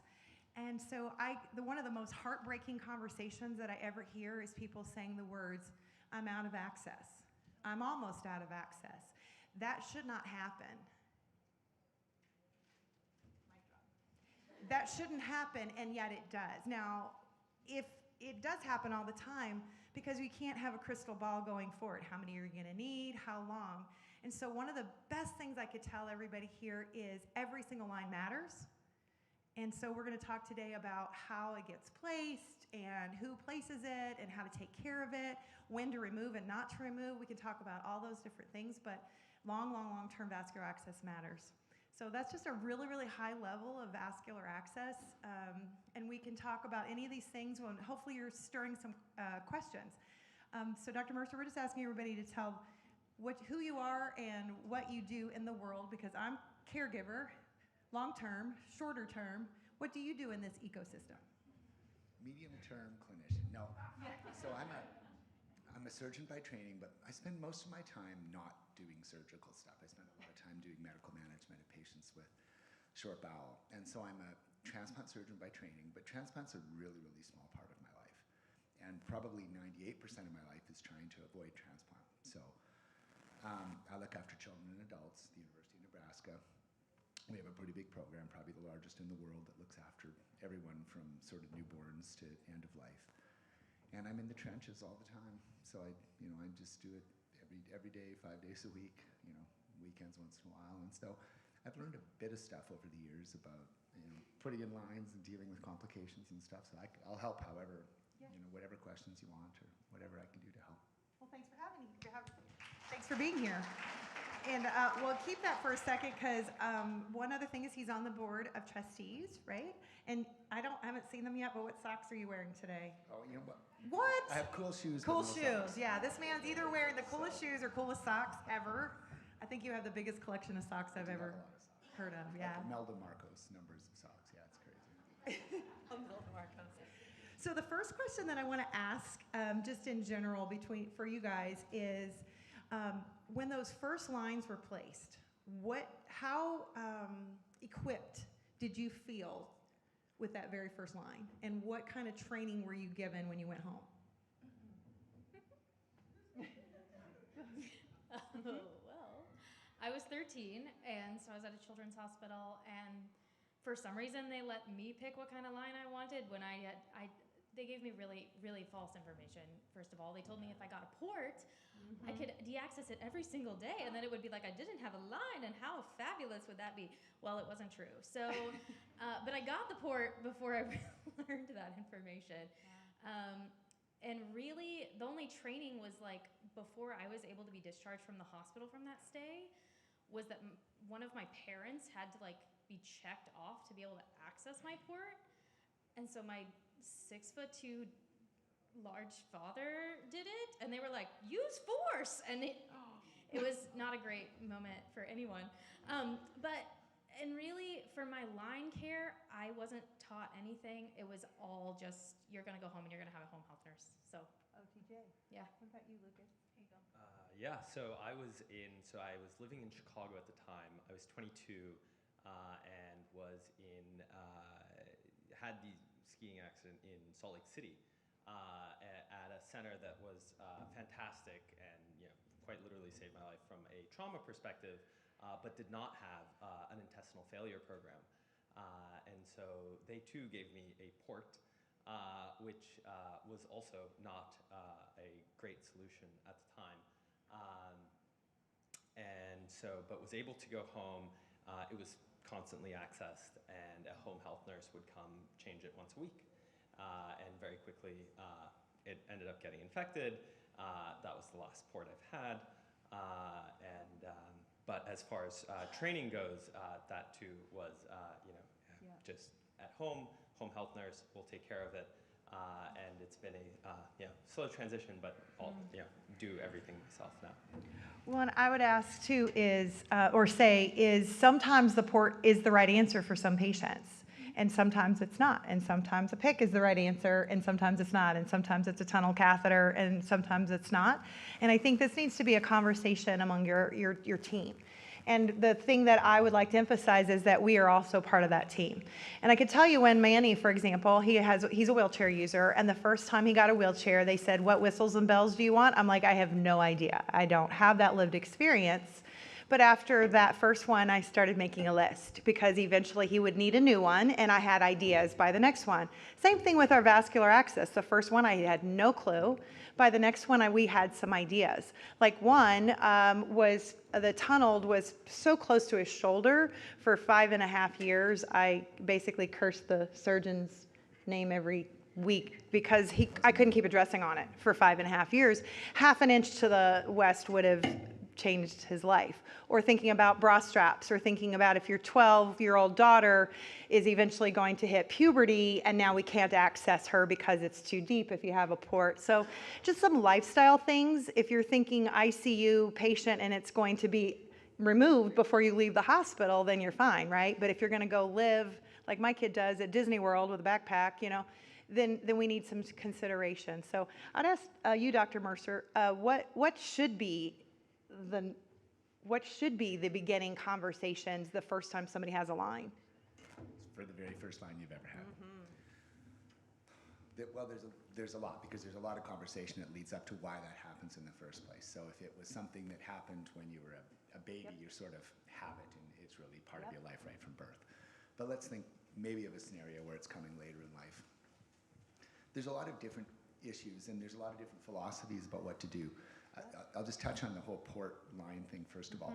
So ports have a role, but a port is a good long-term access to be accessed intermittently, right? So if you said, gee, I need long-term access, my veins are crappy, but I need fluids 1 day a week, or something like that, or I need, they're originally designed mostly for cancer patients, right? So for chemotherapy, 1 week out of a 4-week cycle.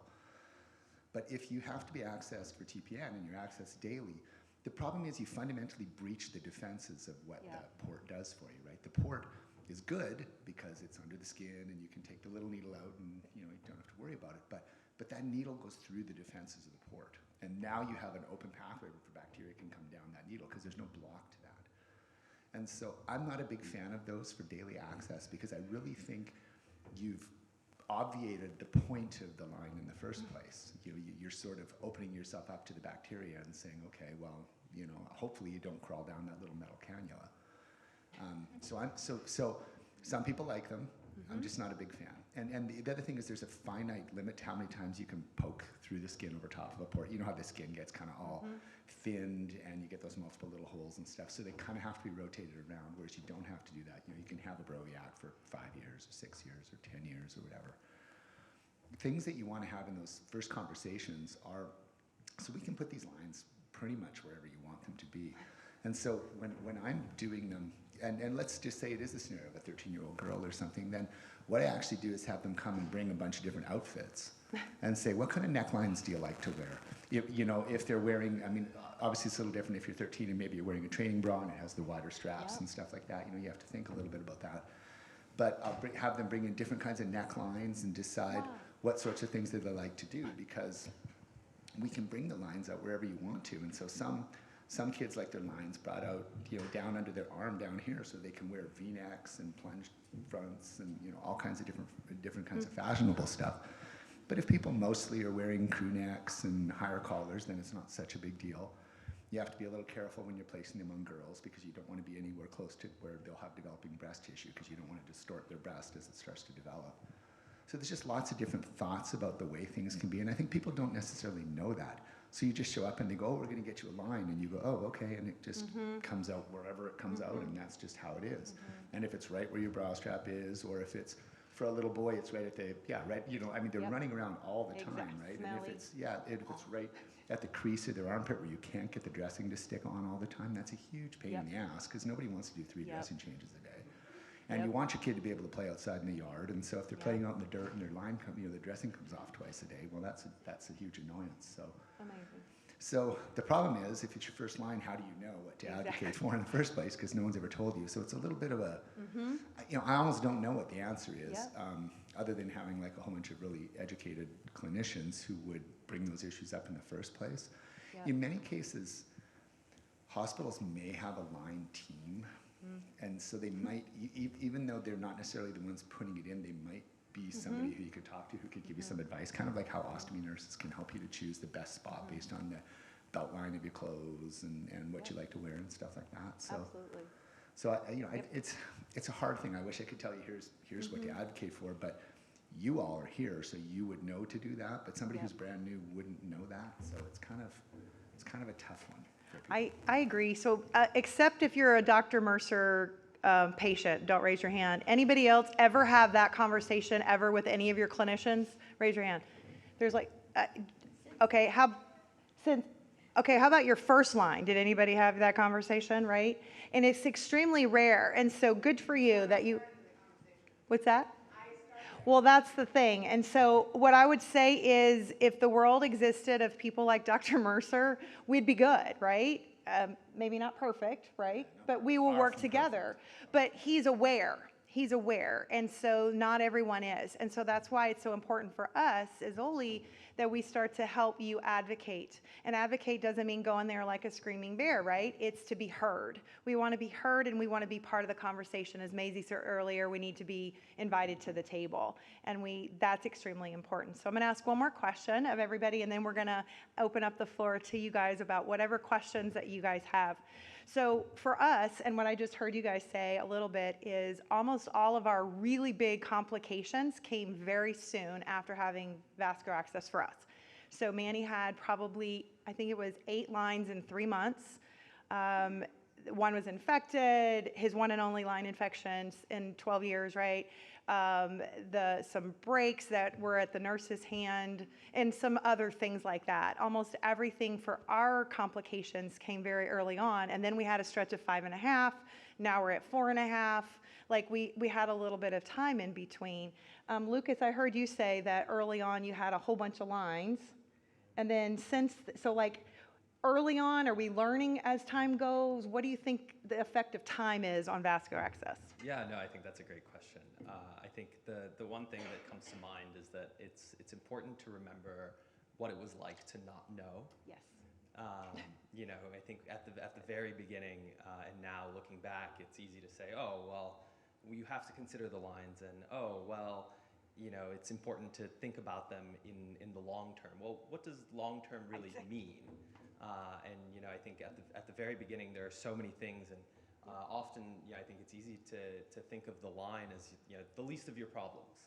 Yep. There are so many changes, so many lifestyle, so many things that are easy to think of as more critically important, and that may be true. But I think the line falls under one of those categories of things that, for a number of reasons that we all know, can be very, influential on quality of life. And so I think for both for patients and for clinicians, it's important to really think about what long-term really means. Right. Not just, on a 1-year horizon, but, 10, 20, 30 plus year horizon. And I think that having that perspective and having the perspective of how much the line, what kind of line, where you place the line, ends up, sure, maybe it's not the most pressing thing on day 1, but by week 2, you're dealing with the line and changing dressings and all sorts of things that start to influence quality of life. And so from the beginning and making that transition from nursing and having a home health nurse come visit versus being able to be autonomous or independent with dressing changes and things like that, having such a big impact on quality of life. I think in my case, had the port at first that got infected very quickly. had a Hickman catheter that eventually got infected because of my skin didn't like the silicone, and so kept getting granulation tissue that was hard to manage even after a number of potential solutions, silver nitrate, of all sorts of things. We tried it. But since then, the frequency of line infections have decreased drastically. Haven't had one in a while. Well, I say that, but had one a couple weeks ago. Treated through it. It's okay now. But have had a number of exchanges over the wire, and have gotten to the point where I had an exchange over the wire and was in class less than 30 minutes later. That to me would have been unthinkable 2 years ago. Exactly. So I think having that perspective from the beginning, and really thinking through what long-term really means, and I think from a clinician standpoint, understanding that there are a number of different changes happening for the patients that they're trying to process and digest all at the same time. Having that mindset of maybe we can make these little adjustments on the margin that really have profound impacts, I think is critically important. Perfect. How about you, Lauren, the effects of time? Effects of time. So I do want to note, this is a wild thing, but my first port that I just told you about lasted for 5 years. Wow. So it sucked because they, as you were talking about placement, they were like, oh, she's going to need a bra soon, so we're going to put it right here, right where her bra's going to go. So it was awful the whole time. But I learned that, so I didn't want to port after that happened. But time-wise, I have entered into the world of tunneled lines, and it is honestly, no one knew, like everyone I was around didn't know enough about them to educate me or themselves on how to place them. So unfortunately, these past 5 years, and I apologize if I get emotional, but so sorry. They were placing them incorrectly, and I had to go do the research and find an article that said the Dacron cuff is supposed to not be at the surface level of the skin. I was just waiting for my turn to talk. Yeah. Yeah. And so I fortunately had a really great interventional radiologist who read the article, and he was like, okay, I will do it. He did not love the idea still. But since he placed that line, it's been going great. So let's just hope it keeps going great. And so I think time, I don't know. I feel like I'm still learning things. Yes. That's good. All the time, even though a tunneled line is old news, So, and then I was going to comment on, we need to think long term. I loved what you were talking about on that. I think clinicians in general, unless you're at a specialized clinic with Dr. Mercer or the several around the country. The few that exist. Right. I don't think anyone is thinking of TPN long term still. The amount of times that I go to a general doctor and they're like, "What? You've been what? They can leave the hospital. Can the students come in?" And I'm just, I know. So Exactly. I while I completely agree, I think we're a ways away from that, and but I really hope that conversations of patients like us in those clinics can help people break their bubble a little bit, and hopefully we can start thinking of those things because most times people, you tell them you go to the ER, they're like, well, why do you have the line, and how long has it been there? And you're like, anything over 6 days, they're like, we got to get that out of here. Exactly. So, High risk. Yeah. So yeah. Yeah. So anyway, time and Go for it. Tell whatever you want to say. I won't even ask you a question. How's that? Yeah, so just some things that are probably important for people to know, because obviously you're the protector of your line. You're the advocate for your line. You're the defender of your access. So I think you can tell them. One of the things that's happened more lately is they tend to do lines in IR. And so if you go down to IR to get your line, you sort of get the IR person of the day. And it's often going to just be a fellow or a resident, and they're going to be very, very good at getting lines. There's nothing wrong with them technically doing it, but they're not going to give a bunch of thought to what things look like for you in 7 days or 2 months or 4 months or something like that. So things that I think you can bring up that are very, very reasonable. I think you can choose your exit spot. And if they say, gee, your access is tough, because maybe some of you do have more challenging access, that's fine. Take a little marking pen and mark 4 different places and say, mark number 1, number 2, number 3, and number 4, right? This is my preference. The reality is you can put a line in a vessel here and tunnel it out over here. Like you can tunnel lines anywhere you want to. They're sometimes kind of sore tunneling across the midline because that tissue gets kind of stuck right on your sternum there, but you can technically do it. Little boys and little girls that pull their lines out all the time, I can bring them out between your shoulder blades so that they're just not even on the front. So that, it's kind of a pain in the OR, but you can do it. So then they can't pull their lines out. So if you have an active little 2-year-old or 3-year-old and they're wrestling with their siblings and stuff, you can do that. So you can definitely advocate for where you want your line to come out. Second thing, that Dacron cuff thing is super important because what most people who are relative rookies at doing this is they put the line in, and the way it works, we put this little tunnel thing in, we have a wire and we're watching on an x-ray, and then you sort of pull the line up through the skin, and then that cuff, as soon as it gets just inside the skin, there's a teeny bit of resistance, and then the average person will just say, okay, good, and they cut the line to length, put it down the little, into final position, and you're done. The problem is if that Dacron is close to the exit, then it gets chronically infected, and it'll never heal. You'll get that granulation tissue, and it doesn't matter what you do. You can put triamcinolone, you can silver nitrate it, you can do dry dressings, you can do anything. It will never, never, never get better because the body doesn't want that to get better. It's got a foreign body right at the epithelium there, so that's never going to heal.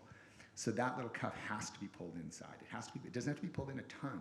I usually try to pull it at least a couple of centimeters, but that needs to get pulled in a little bit further. So that's doctors are egotistical, right? But who cares? Like, just it doesn't matter. You tell them, I need you to pull that cuff inside. I've been doing this for a long, long time. And they'll say, oh, I've done a lot of lines. Don't you worry. I do this all the time. I know exactly what I'm doing. And you say, do we have you on speed dial to? I know this is how the conversation goes for you. It's like, well, you don't have to tell me what to do. And they're gray haired and they've done it forever. And you say, I'm sure you're really, really good. Can you please just make sure you pull the cuff in 2 centimeters, right? All that has to happen. You can be all kind of humble about it, and you'll at least get what you want, which is the most important thing. You can bring up an article. I can send it. Yeah, sure. But usually people are going to be kind of cool about that because it isn't that hard to do. It's sometimes hard with really, really tiny lines for little babies, like the little 2.7 French and 1.9 Frenches, but the 6/6s and stuff are easier, and the 9 French ones. What else? Getting lines pulled. So generally try to not get your line pulled, right? Everyone wants to pull your line all the time. Anyone who doesn't know anything is like, oh, we got to get your line out. Don't pull your line out unless you really, really, really, really, really, really need to, because it's just easier not to. Those cuffs are designed to stay in, so the cuffs don't have to come out. So people will say, oh, we got to take your line out. We're going to take you to the operating room. We're going to put you to sleep. We're going to make an incision. We're going to dig in and root your cuff out and pull all that stuff out.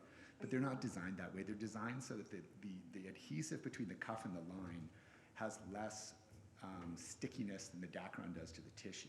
So all you have to do is, we just do these in the clinic, right? It takes 2 seconds. Like you just pull on the line, just a gentle, firm pull, and the line will give and it'll slide out of the Dacron cuff, and the cuff just stays behind and the line comes out. So it takes 2 seconds. You don't have to have a big procedure for it. And so you have a little teeny lump there. But, so if you're a skinny little kid, you can sort of feel the lump. But for most people, there's enough tissue that you don't really feel the cuff one way or the other, and so you can have bunch of cuffs in there and it doesn't really change anything. Sometimes if people don't like them cosmetically and I have them asleep for another reason, I'll pop out the cuffs just because it's easy to do. But thank you. What else? I don't know. So first of all, thank you guys. I don't know if you guys are learning anything or have more questions or go like, well, I wish I had a phone a friend sometimes. That would be, in fact, I've asked my hospitalist one time, can I have the secret handshake? The one that you guys talk to each other so you know that I actually kind of know what I'm talking about. But I did this stuff not all that long ago, and I'm very kind. I know my people. I walk in. The surgeon that we had used for years is moved states away, so he can't do this anymore. And so this new surgeon comes in, and I did my checklist, and we went through it, and she was great, sounds wonderful. A 4.2 is going to be placed again, blah, blah, blah. So imagine my horror when a 9.6 comes out, and he doesn't need one. He doesn't need one that line. He did not need that, and I'm sitting there like, now it's done. And he had a lot of complications from that. So I go backwards, and I'm horrified. Like, what did I do wrong? How did I not advocate enough? I thought I asked all the right questions. I thought I had the right conversations. I thought I did this. The truth is, what happened is, because I got surgical notes and so forth and found out that she had tried to place it on another side. She had 2 sizes in there, and she placed it on one side. It failed. She couldn't do it, so she went back in the other one with the other size. And so rather than going and getting more stock of the right size, I'll just throw this one in. And there is a teeny bit of a national shortage right now of the 6.6s. That's not what that was, though. But there actually is, for what it's worth. Yes, but yes, there is. And that's another complication that we can't do anything about. And so I guess my point is this, is I felt like a failure, right? And I want to be able to voice that too. What did I do wrong? Absolutely nothing. And so if sometimes the perfect doesn't happen, we have to live with some of those things too. So we can do the best we can, but at some point, we also have to realize that, you know, I wasn't a failure as a human being and a mother. I didn't do anything wrong. Some things happen sometimes. So I do want to give the chance to some questions. So if somebody can, I'm going to walk out in the audience, and we will hand the mic around, and what questions you guys have. So I have one started back here. We'll get to as many as we can, so we'll try to keep our answers as short as we can, just so that we can answer as many as we can. And let me give you one other quick tip just while I'm thinking of it. Go for it. And then we'll do your question. Is when you get a line put in, also talk to your team about getting a repair kit. So get them to order you one through your home care so that you have one at home, because if you have to go to generic emergency department, they're not going to have a repair kit. They're not going to know what it is. And it isn't rocket science, so they can actually even YouTube it, and they could figure out how to do it, although you'd be tempted to do that yourself. You know, yes, we would, yes. And honestly, wink, wink, that's probably okay. But. Yeah. Well, But and you just so didn't you hear it know from that me. insurance in different places do not allow that. And if they do, it's worth trying for. There's no reason not to. So I can't tell how many lines have been pulled because they didn't have, we don't have that in stock. And so out comes a line for no reason. So it's a good idea to ask and push and be consistent about that. But if there are some exceptions as to why that can't happen. So you had a question? Do the external stay sutures have to stay around the line? My daughter's granulation tissue grew over them. Her breast tissue grew over them. She had to be put to sleep twice to have them removed. Usually when we were told by the surgeon that they had to stay in, that they were holding the line in. I kept asking for them to be removed. It just became a nightmare. They only have to stay in at the very beginning because the cuff hasn't grown in yet. So About how long? Oh, I mean, I've heard about 6 weeks, a, give or a, take. a safe answer is 6 weeks. The reality is it's probably 3. But so usually I'll just take them out in clinic somewhere around 3 or 4 weeks, because by then the cuff has grown in, okay? But for that first week, it really does, it can just slide out. So that's where if people are, the uninitiated is doing a dressing change, they can pull the whole line out by accident. So the stay stitch does help for the first couple of weeks. And then once the Dacron cuff is sticky enough, then the stitches can come out. And because I worked for a vascular access organization, I happen to know the thingamabobs to doohickeys and so forth that exist. There are some other options for external stabilization. There's all sorts of different things. I see Tanya, who's the COO of Ava, is going, her jaw's on the ground right now. So there are lots of questions. Who's next for the question? I didn't see who was next on this. Alrighty, I'm gonna run up here real quick. If you could talk a little bit about placement. My daughter had, like, from August of 22 to 21 to last year, had about 8 infections, and the line kept getting pulled and new. So our thought has been, how many places of access is there, and are there places that we should advocate for that we wouldn't think about? That's a good question. The generic access sites are 2 jugular veins, 2 subclavian veins, and 2 femoral veins. So we talk about the 6 sort of common sites. Those are ones that are relatively easy for anyone to get into. you tend to use the femorals last, just because then you have that little incision down by your groin, which is maybe not as clean as the ones that are up here. So we try to use these. There's not any special order that they have to be used in or anything else. Once those are all gone, then there's other things that you can do, but you start to get into more esoteric lines like transhepatics, where we put a little needle through your liver into your vena cava, and there's direct sticks into collaterals off the cava. So there's almost always a way to get some access. Rarely will you ever get to the point where you can't get any access. But yeah, those are so if you think about the 6 main sites, exit sites can be anywhere. And there's innumerable exit sites. There's a million of them. They can be wherever, so as long as the vessels are open, your daughter could have exit sites wherever she wanted. Thank you. I feel like we're at church out here all going like, mm-hmm. Preach.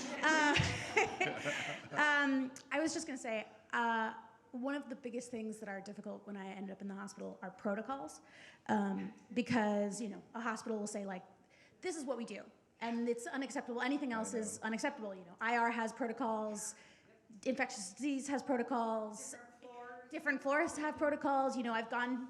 My doctor's like, yeah, of course you can have that Broviac. You go downstairs and IR is like, we won't do that unless you have a PICC line as well.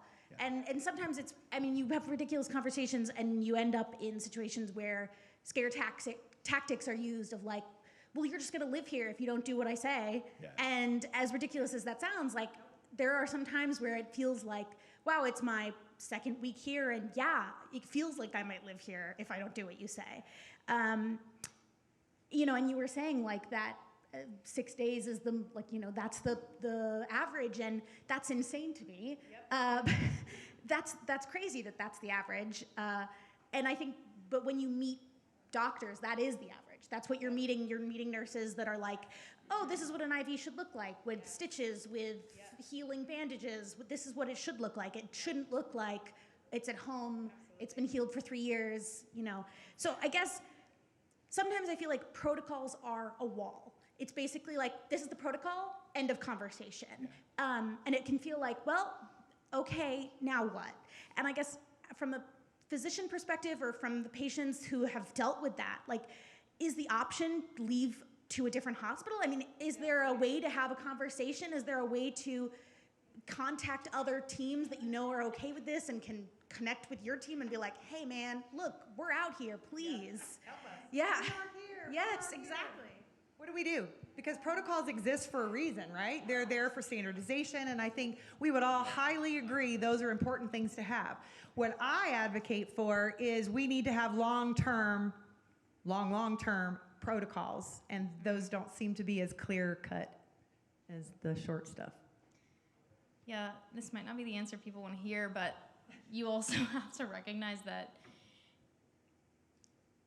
you have rights as a patient, and you can say no to things. I know this is a really simple thing that happened while inpatient, where they wanted to do my dressing change, and I did not want them to do my dressing change.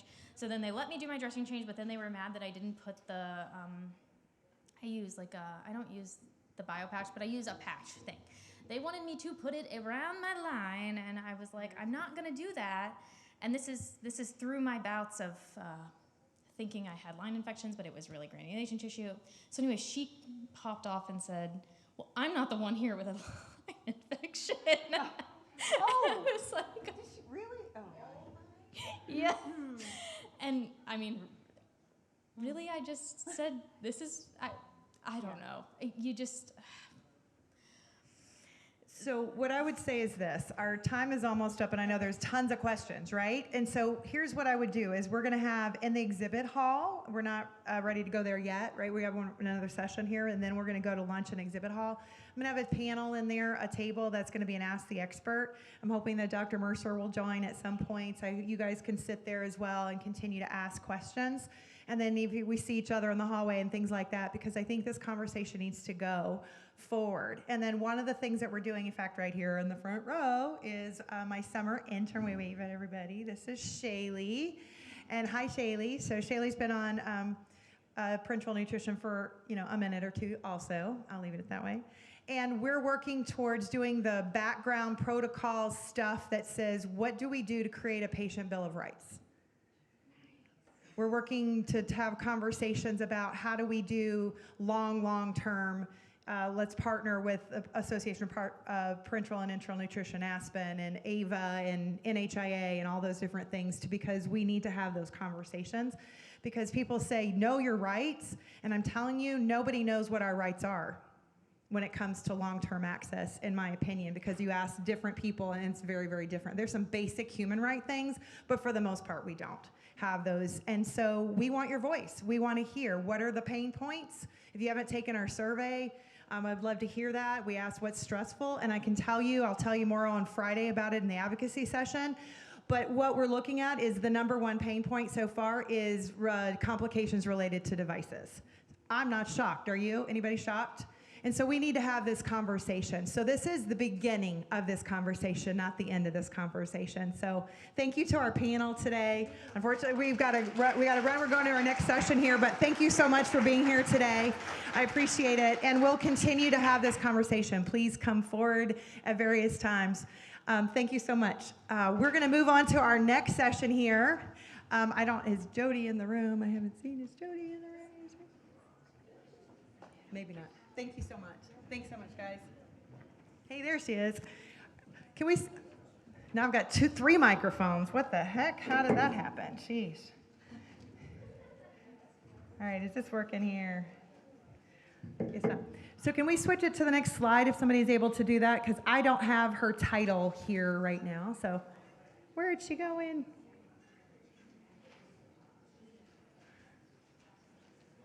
I can.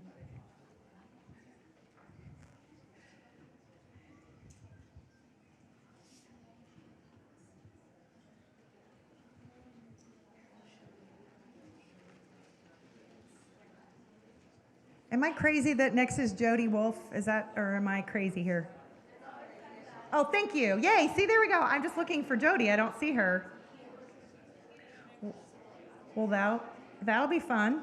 So next is going to be Jody Wolf. She's going to be talking about common nutrition deficiencies. The reason this come on down. The reason this is so important right now to us is because the shortages continue to be a nightmare. And this is something that the whole community is being affected by. And so what are the things that we can do to advocate for ourselves? What are the things that we need to know in order to say, I might be at risk for nutritional deficiency? So put your hands together for our next speaker, Jody Wolf. Okay. Hello, everyone. Again, my name is Jody Wolf, and my background, I'm a clinical dietitian, and I was in clinical for about 25 years. And most recently, I'm in medical affairs with Baxter.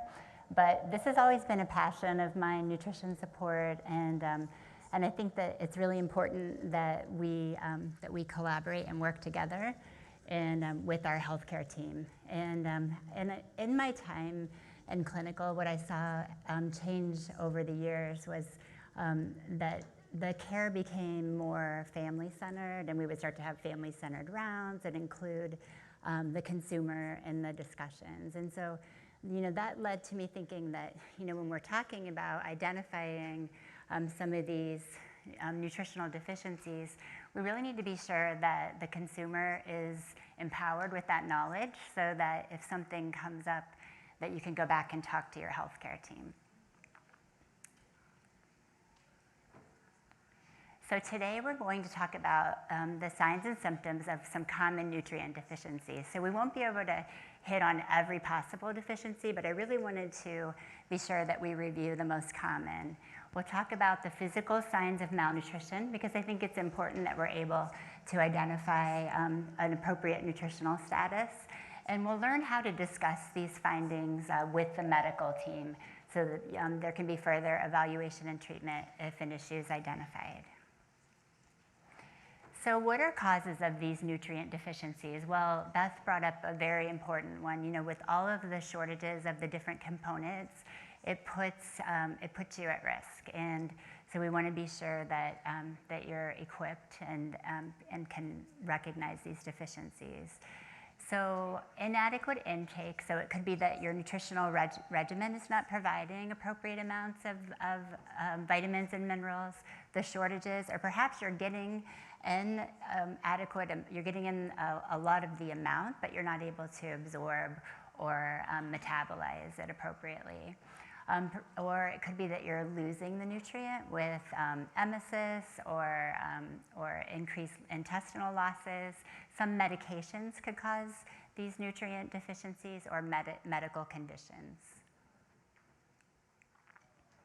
So when we look at some of these medical conditions, and I just put these on here, I'm not going to read through the entire slide, but it's important to recognize that some of these conditions are associated with some of the nutrient deficiencies. And so when we look at some of these conditions with the malabsorption, we may see that you would find fat-soluble vitamin deficiencies or essential fatty acid deficiency. And we're going to go through some of these in more detail. So when we're talking about a micronutrient exam, or where to look when you're looking for potential clinical signs. When I was in clinical practice, we would do our exam, kind of a head to toe exam, and so we're going to kind of go through it in that manner. So look, when you're talking about evaluating the hair, you're going to look for changes in hair color, the texture, the thickness of the hair. Is there any hair loss? And when evaluating the eyes, you'll take note if there's been any vision changes, any lesions on the white of the eye, the color of the lining of the inside of the eye. And then moving to the mouth, you're going to look for any cracks or fissures that could be in the corners of the mouth, also the inside of the mouth if there are any lesions. There can be some clinical findings on the nails as well. And so you want to look at the shape of the nails, the color, and the texture. We're going to go through some of the findings on each of these areas as well. And evaluating the skin, we want to look at the color of the skin and also if there are any rashes or lesions on the skin. I think it's important for us to remember that when we see some of these changes, it could be that they're not nutrition related. And so, so we really want to be mindful of that. If we see a rash or a particular lesion, it could be that it's related to something else. And so we always want to take note of that. And some of those things could be just stress of illness. So for example, if someone has, a really bad infection or perhaps, they've had some kind of trauma or serious illness or they're recovering from a surgery, they have a condition known as telogen effluvium, which is where they lose a lot of hair. And that hair loss is not necessarily nutrition related, but it's because of the stress of the illness. It could be a medication side effect. It could be hormonal changes or due to just hygiene or a rheumatoid disease or just age-related changes. So I wanted to take you through some of these changes, and again, keep in mind that they might not be nutrition related, but it would be something that you want to discuss with your healthcare team. So anytime we see any of these changes, you'd want to bring this back to your team and discuss, hey, this is going on, and I'm not sure if it's nutrition related, but this is new for me. So when you look at this picture, what I want you to take note of is it's kind of like a waxy, scaly lesions, and those lesions can be on the scalp or in the folds right around the nose. We call those nasolabial folds right here around the nose or in the creases right around the mouth. And that can be from a vitamin B6 deficiency. And we can see B6 deficiency in some of those conditions that are listed there, but definitely malnutrition, malabsorption, and some of those. And so it's something to be aware of. So I've seen B6 deficiency several times in clinical practice. And on the scalp, it can look like cradle cap or really bad dandruff, or in the eyebrows, it can be this waxy, scaly buildup. So if you see that, you might want to think B6 deficiency and then talk that over with your medical team to see if maybe something else is going on. The next thing that I want to go over is looking at the hair and skin. If there's hair loss, and there's this picture, actually, it's not that great of a picture, but there's a condition called scaly dermatitis, and it's just what it sounds like, where the skin scales. And you can see that in essential fatty acid deficiency. And so the conditions in which you might see essential fatty acid deficiency would be if you're limiting your lipid infusion and not getting enough essential fatty acids, which we'll talk about, or if you're having malabsorption and or losing, a lot of the fat, or if you're receiving inadequate fat in your enteral regimen or your parenteral regimen. And I think it's important for us to be aware of the dosing, because not all of the lipids that the consumers are receiving are equivalent in essential fatty acids, and so the dosing is different. And so in clinical practice, we've seen some deficiencies as a result of dosing the same way that you would dose with a product that's 100% soy versus one that's lower in soy, because those, the 100% soy is much higher in essential fatty acids, and so when you start getting into some of the other lipids, which are lower in phytosterols, the dosing would change. You always want to check with your healthcare team, your healthcare provider, because they're going to have reasons that they're dosing your lipids at a certain amount. But I think it's important for the consumer to be aware that even though the calories are the same in the lipids, the essential fatty acids are different. This next slide is a picture of something called a Beto spot. And a Beto spot is a foamy, kind of grayish white lesion on the white of the eye. And I've seen this in patients with malabsorption, or I've seen some consumers that have cystic fibrosis and weren't taking their fat-soluble vitamin or their pancreatic enzymes, and they ended up with these Beto spots, and they go away with vitamin A supplementation. But these same, when you see these findings, oftentimes you might see that there's also night blindness, because you need vitamin A for vision. And so this is something to be aware of as well. That bottom finding, where they're pulling down the eyelid, that's really helpful to evaluate for anemia. And the lining of the inside of the eye should be a nice pink color. And so if it's pale or white in color, it could be a sign of anemia. Now, if you saw that, you wouldn't just want to start a supplementation, because anemia could be from several different nutrients. And so you'd want your healthcare team to evaluate, is this an iron deficiency? Is it folic acid? Is it B6 causing a microcytic anemia? So, but this is, I think, an easy thing to look at. And so if you did see that it's really white and pale, it might indicate that, hey, maybe I should go to my healthcare team and make sure that, that I have the appropriate nutrients, and then they can do some monitoring. This next picture is called follicular hyperkeratosis. And so when we say follicular, that's the follicle. And so at the hair follicle, if you see these tiny little plugs, again, they're like waxy plugs, they're keratin. And you can see that with vitamin A deficiency or vitamin C deficiency. Also, with vitamin C deficiency, there's something called corkscrew hair. And when you look at the follicle of the hair, instead of it coming out in regular, it actually comes out in the shape of a question mark or a corkscrew. You can see there in that little picture. And that may, again, be an indication of a vitamin C deficiency. And you may see that with, if there's a limited diet, or if there's some malabsorption or malnutrition. When we're looking at the mouth, that's where a lot of times we'll see some of those B vitamin deficiencies manifest. And you can see the little baby there. That's a pretty severe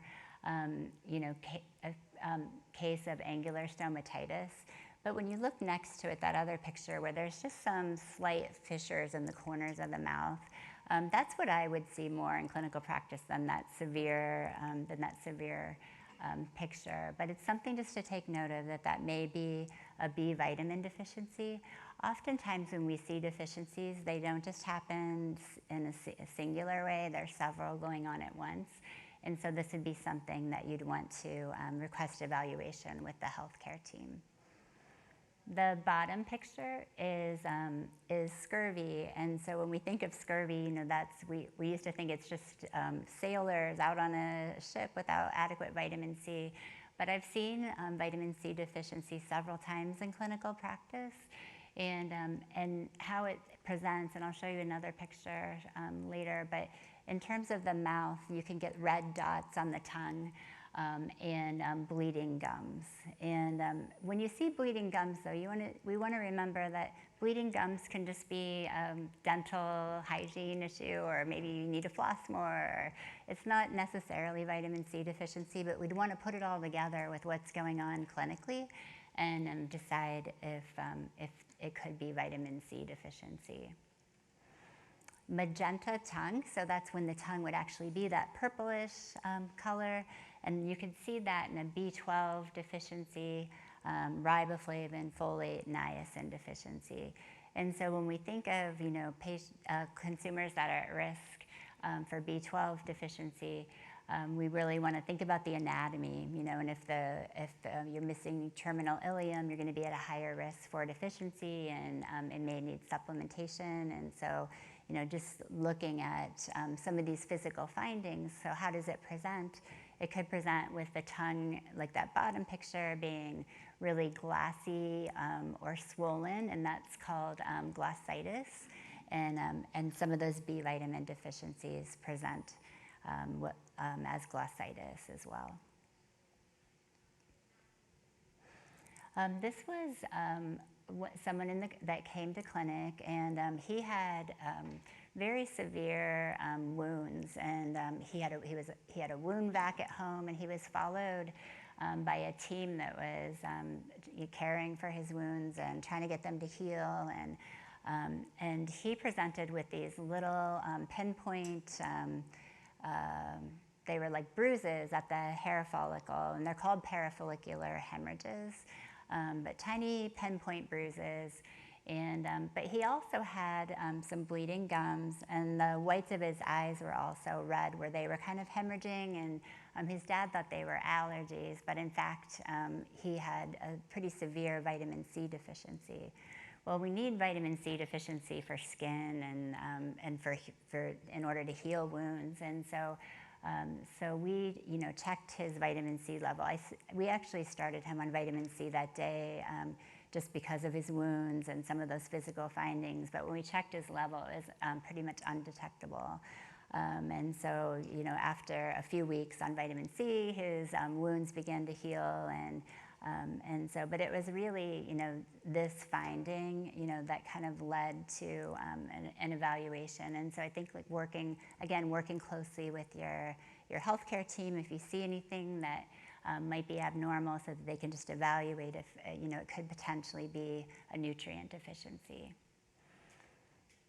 This is moving to the nails, and when we talk about nails and nutrient deficiencies, there could be a lot of other reasons that you have findings on the nails, but one of them to be mindful of is the shape of the nail. And so the nail should be a nice downward shape, and it should not curve upward.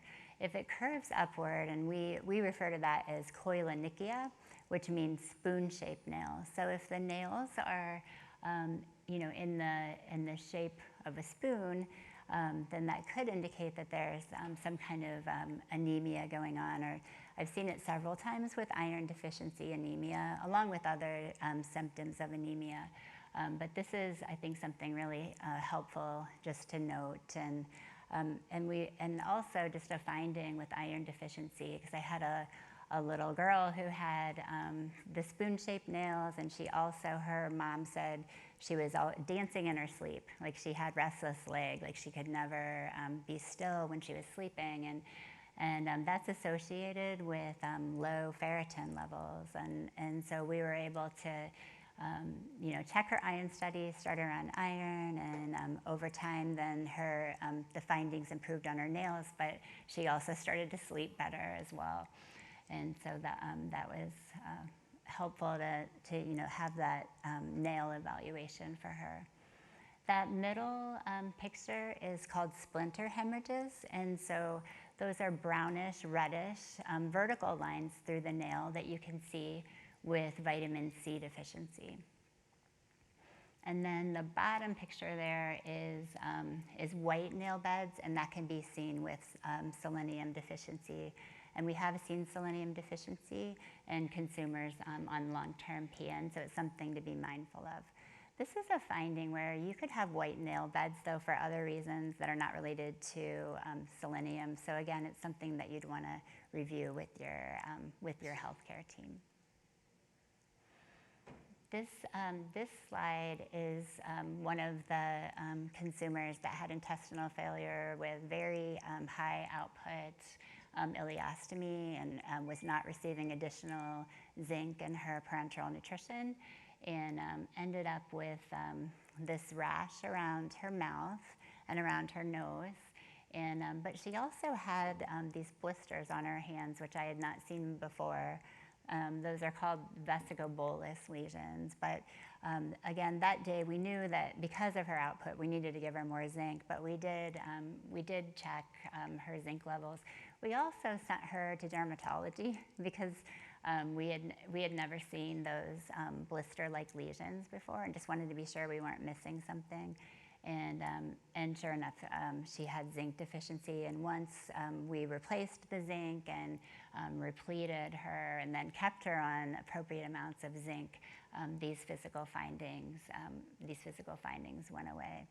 But that just reminds me that we have all these specialists with like dermatology and ophthalmology and things. And so when we have some of these findings that come up, it's good to work with your healthcare team that's providing the parenteral nutrition or ordering it, but then they have access to specialists that can maybe help figure out what's going on when some of these findings may present. One of the other things with deficiency would be the skin color. And so pallor is when you have that really pale skin, and it may look like dark circles under the eyes. And when you look at the palms of the hand, they can be very pale and palmar pallor. And that could be an indication that there's an anemia going on. And again, the anemia, it could be iron, or it could be B12, folate, or B6, and so that would be something that your team would evaluate. With anemias too, you could have other symptoms such as you're tired or cold or high heart rate and things like that. So just talking about all those findings if you have those with your team. So now I'm going to move into malnutrition. And I wanted to just, talk about a little bit about malnutrition so that, as you're evaluating, it could be yourself or maybe you're a caregiver, just keeping an eye on some of these things. Because sometimes I think it can be gradual and we don't really realize that, maybe the nutritional regimen is not optimal. And so just realizing, where some of these changes first happen, so that the regimen can be optimized. And so I will kind of do this in the same manner, kind of the head to toe. But one of the first places, when consumers are dealing with malnutrition is fat loss happens. And usually we see that happen first. We notice the changes in the face or in the orbital region. And so the orbital region is the area right under in the orbits of the eyes. And that's where you might notice that there's sinking or hollowing in that area. And we want to be careful when we're looking at that finding, because sometimes, it might not be that it's malnutrition. It could be a hydration issue if you have the sunken eyes as well. And so kind of just sorting through that. But fat loss in that orbital region would be something we'd look at. The next place that you may see changes would be the buccal area, which is right below the cheekbones. And you can see in that gentleman in the picture there, if it's like sunken or hollow there, that could be a sign of malnutrition. It might just be your bone structure, and it might not be malnutrition, but putting it together with, has there been any weight loss or other findings of malnutrition? Looking at, are the ribs very apparent? Then that could be that there's been some fat wasting. And when you look at the ribs, it could be the ribs in the front of the body or in the back. And then the other place would be the triceps. And we think of triceps are a muscle, right? But in clinical practice, we evaluate that region for fat loss. And so I don't know if you've ever seen those tricep skin fold calipers where they'll use those to evaluate. Well, sometimes we'll do that. We'll just do that with our finger and kind of separate the muscle from the fat and see, is there adequate fat there in that tricep area? And then this is looking at muscle loss. And so when we're evaluating muscle loss, again, one of the first places we might see muscle loss would be the temple region of the head. And so to find that temporal muscle, you could put your fingers here on the side of the head and kind of chew, and you should feel them moving up and down. If there's sinking or if that muscle there feels really kind of squishy, then that could be that there's wasting in that temporalis muscle, which could be an earlier sign of malnutrition. Some other areas where we might see muscle wasting would be that pectoralis muscle. That's the chest muscle. And so if, in women, and a lot of times our clavicle can be more prominent. And that might be normal to have that. But if you can hook your fingers up under that clavicle bone, that may mean that you have wasting there in that chest muscle. And that may be an indicator of some muscle wasting in that area. And men, a lot of times, you shouldn't really have that prominent clavicle bone. And so that would be it would be kind of like a landmark where you'd look for that muscle wasting. Looking at the shoulder muscles, the shoulders should be, nice and rounded and curved. So if it's boxy, or if they're very prominent, you might have some muscle wasting there in the shoulders. And then looking at the legs, the quadriceps, there's 4 muscles in the leg that make up, those quadricep muscles. And so if you have wasting there, sometimes you can see really distinct lines in the leg muscles, where that muscle used to be there and perhaps it isn't, or some hanging skin where the muscle has wasted and now you have some skin there. Looking at the back, the trapezius muscles, or those muscles that are in the back where you could see that wing-like bone that's back there, the scapula, that could be an indicator that there's some muscle wasting in the back. And then also in the calf muscle, the calf should be kind of a firm, bulbous type muscle, and so if that is flat or there's some wasting there, that may be an indicator of malnutrition. A lot of times with inadequate nutrition, again, we'll see changes that start in the upper body and then move to the lower body. And then as a result of some of that muscle wasting, we might see some changes in what we refer to as functional status. Functional status is really, our daily activities. And so that differs depending on our lifestyle or, what we're doing. And children, their functional status is playing and going to school and perhaps going to therapy and those kind of things. And so, when we're evaluating changes in functional status, we want to look at what the baseline was and if there's changes in that along the way. So maybe sleeping more, or not wanting to go out and do things, or your energy level is just lower, then that would be a change in functional status, which you may see with malnutrition. So now that we've reviewed some of the vitamin and mineral deficiencies and some basic signs of malnutrition, I wanted to just talk briefly about what to do if you see some of these abnormal findings.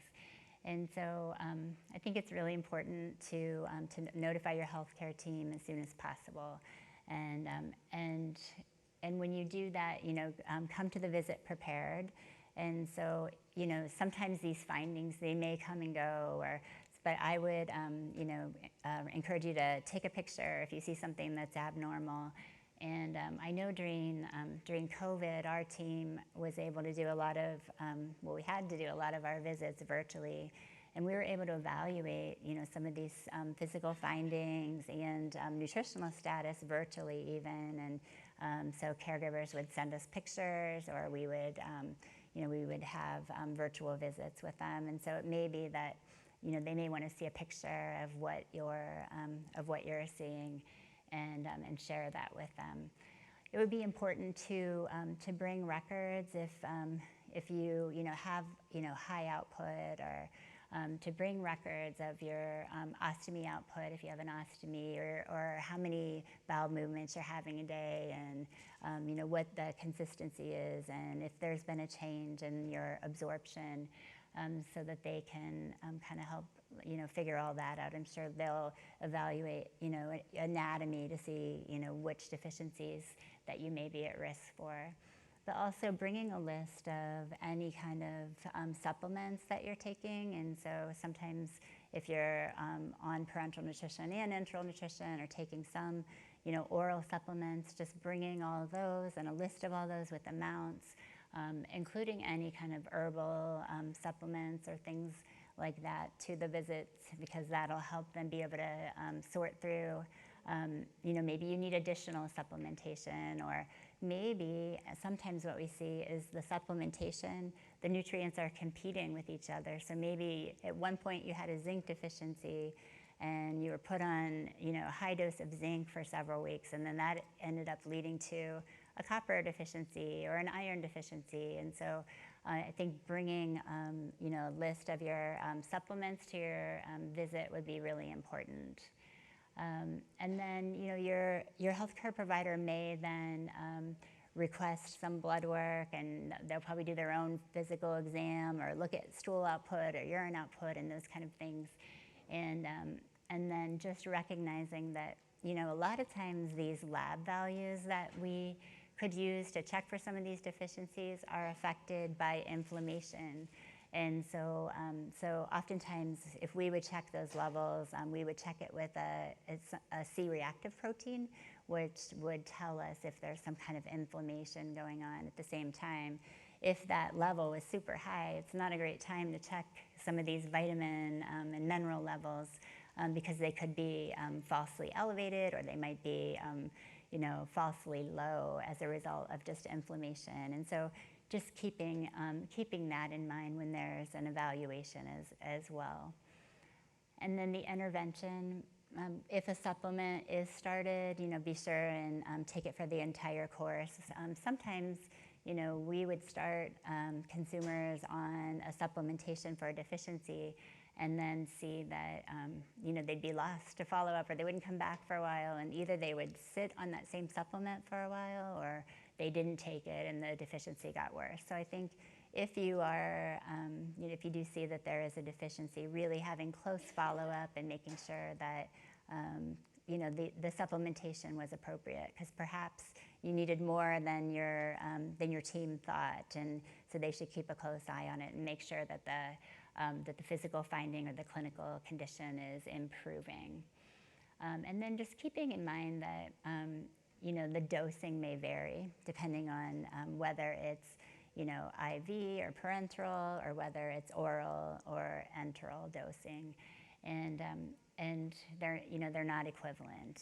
And also, when you have a true deficiency, the likelihood of correcting it with a multivitamin is slim to none. And so a lot of times to correct, you're going to need a higher dose of that single nutrient. And so that's something to keep in mind too, because sometimes I think, there's thinking that you could just take a vitamin and that will resolve a deficiency, but you really need to be sure that the supplementation is appropriate. So what about some interventions and prevention? So we really want to be sure that, again, you're working closely with your healthcare team, that you're, if you're receiving, parenteral nutrition, that you're receiving a daily vitamin and trace elements, and hopefully the supply will allow that to happen. Ensure that you're receiving adequate lipid dosing and that that's being monitored, and also consulting with your healthcare team. In these times of shortages, I know you've all had to deal with those, and so a lot of times there's strategies that are put in place to help the existing supply last for the entire country. But as a result, that means that you don't get optimal dosing for what you need. And so just to, keep checking with your healthcare team and seeing if, do you have to continue? Perhaps they had you on 3 days a week of a vitamin or a specific therapy, and the supply is now better, and you could return, to your optimal dosing or daily dosing, which would hopefully prevent a deficiency. So again, just working closely with your team during those shortages and making sure that you can get through that shortage as safely as possible. And then if you're having any kind of intolerance, so changes in your bowel regimen, or you see that your urine output has changed, or your energy level, or you're seeing any of those signs of malnutrition, to just be sure and talk with your healthcare team. And then the last one is just to be sure and with your regimen, whether it be parenteral or if you're receiving a tube feeding, if the schedule is not working for you and you're not able to get it in consistently, make sure your team is working to adjust your regimen so that it works for you, so that you can get your nutrition optimized. Because a lot of times, I think, especially on the hospital side of things, consumers may leave the hospital and something that worked great for the hospital with 24/7 nursing, but might not be good for you and your lifestyle. And so just being sure that the plan that's in place for you is working for you. So I put some just references up there. Aspen, the American Society of Parenteral and Enteral Nutrition, has some great resources that are on their website that you can refer to during shortages. This is likely what your healthcare team is referring to when they do some of these things that they might ask you to do, like reduce the dosing temporarily, or things like that. Those all came from a group of experts that looked at the literature and tried to come up with some recommendations to do the safest thing possible when the supply is just not there. And so those are some references, and then we can use the remainder of the time for some questions or discussion.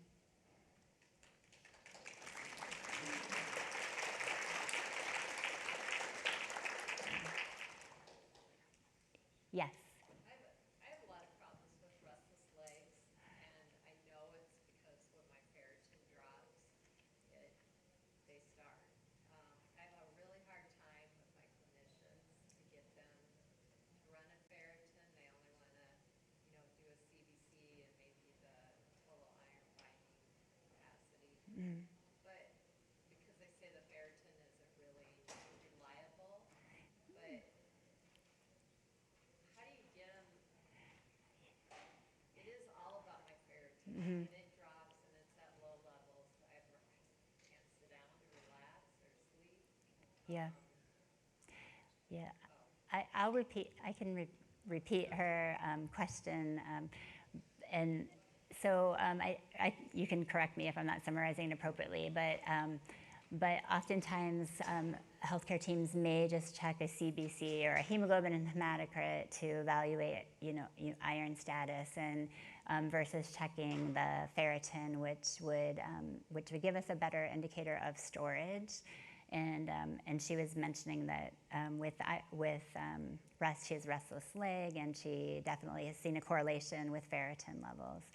And so I think just asking them, that you could even take a a study, and I could help you with that if you want, about ferritin and restless leg and discussing your physical findings with the team. And I ran into that a lot in clinical practice, where they would want to just look at the hemoglobin and hematocrit, which is affected by fluid status and doesn't really tell you about iron stores. And so just convincing them to do that.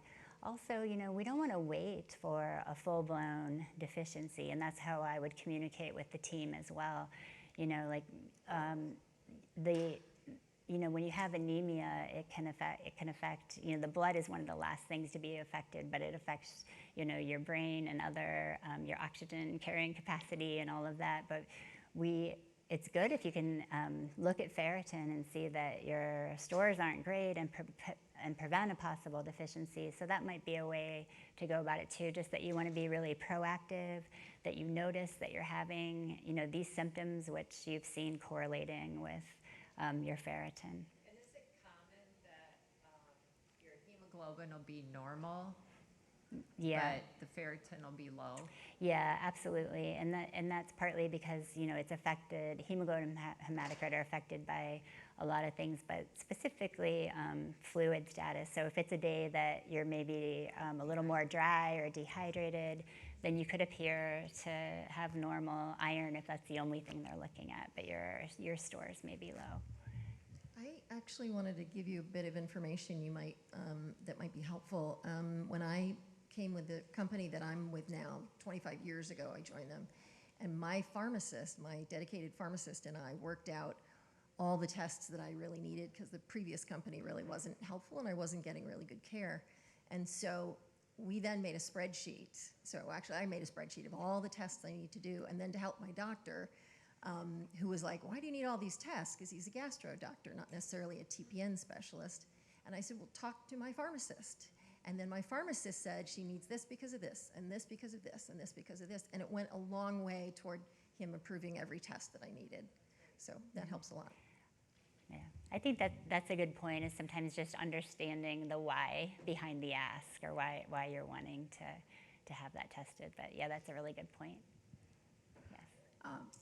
Just to link on to what you were saying, I'm going to turn it into a question.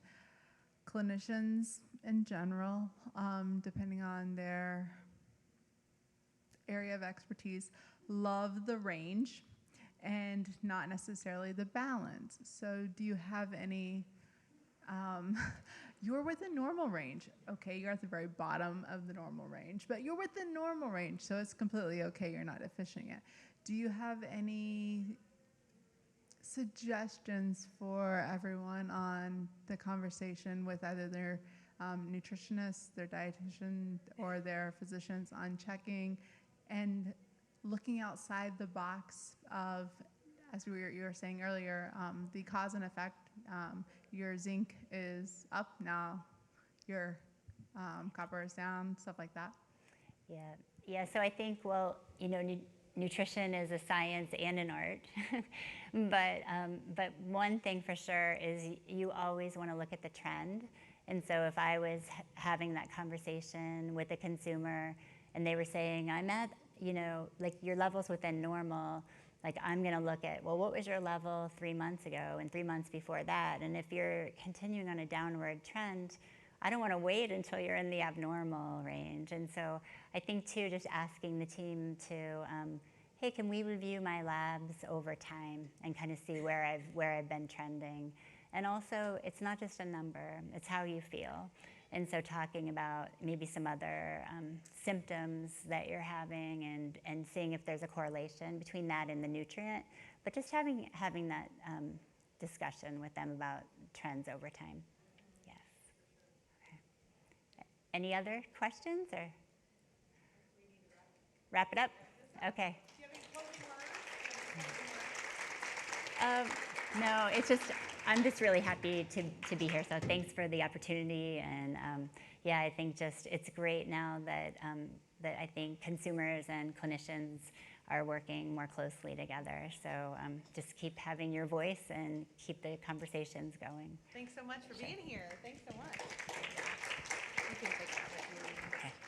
So just really quickly, are these your glasses or somebody else's? They're mine. Okay, I want to make sure you have those. I'll need those to read. Yes. Yeah, so just a second here, we're going to dismiss you. We're going to go straight to lunch back where breakfast was.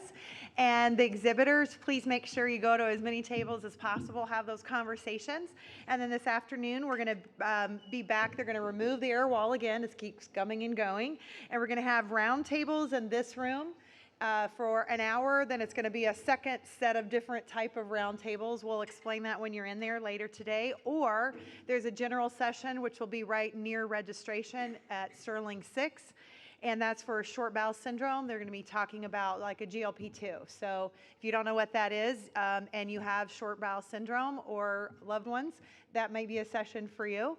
If not, please join us for the roundtables. There's a lot of different lifestyle ones, parental, enteral, and so forth. So there should be something for everybody to choose. And then don't forget that tonight, starting at 7:30, we have the silent auction and a fashion show. We've never done that before. We're so excited for that new. And partly sponsored by Quorum with a ice cream social. And if you brought kids into the childcare, please take them with you to lunch. And then you can return them later this afternoon. There's some more. So thanks for being here today. Thanks for coming. We'll see you in the exhibit hall.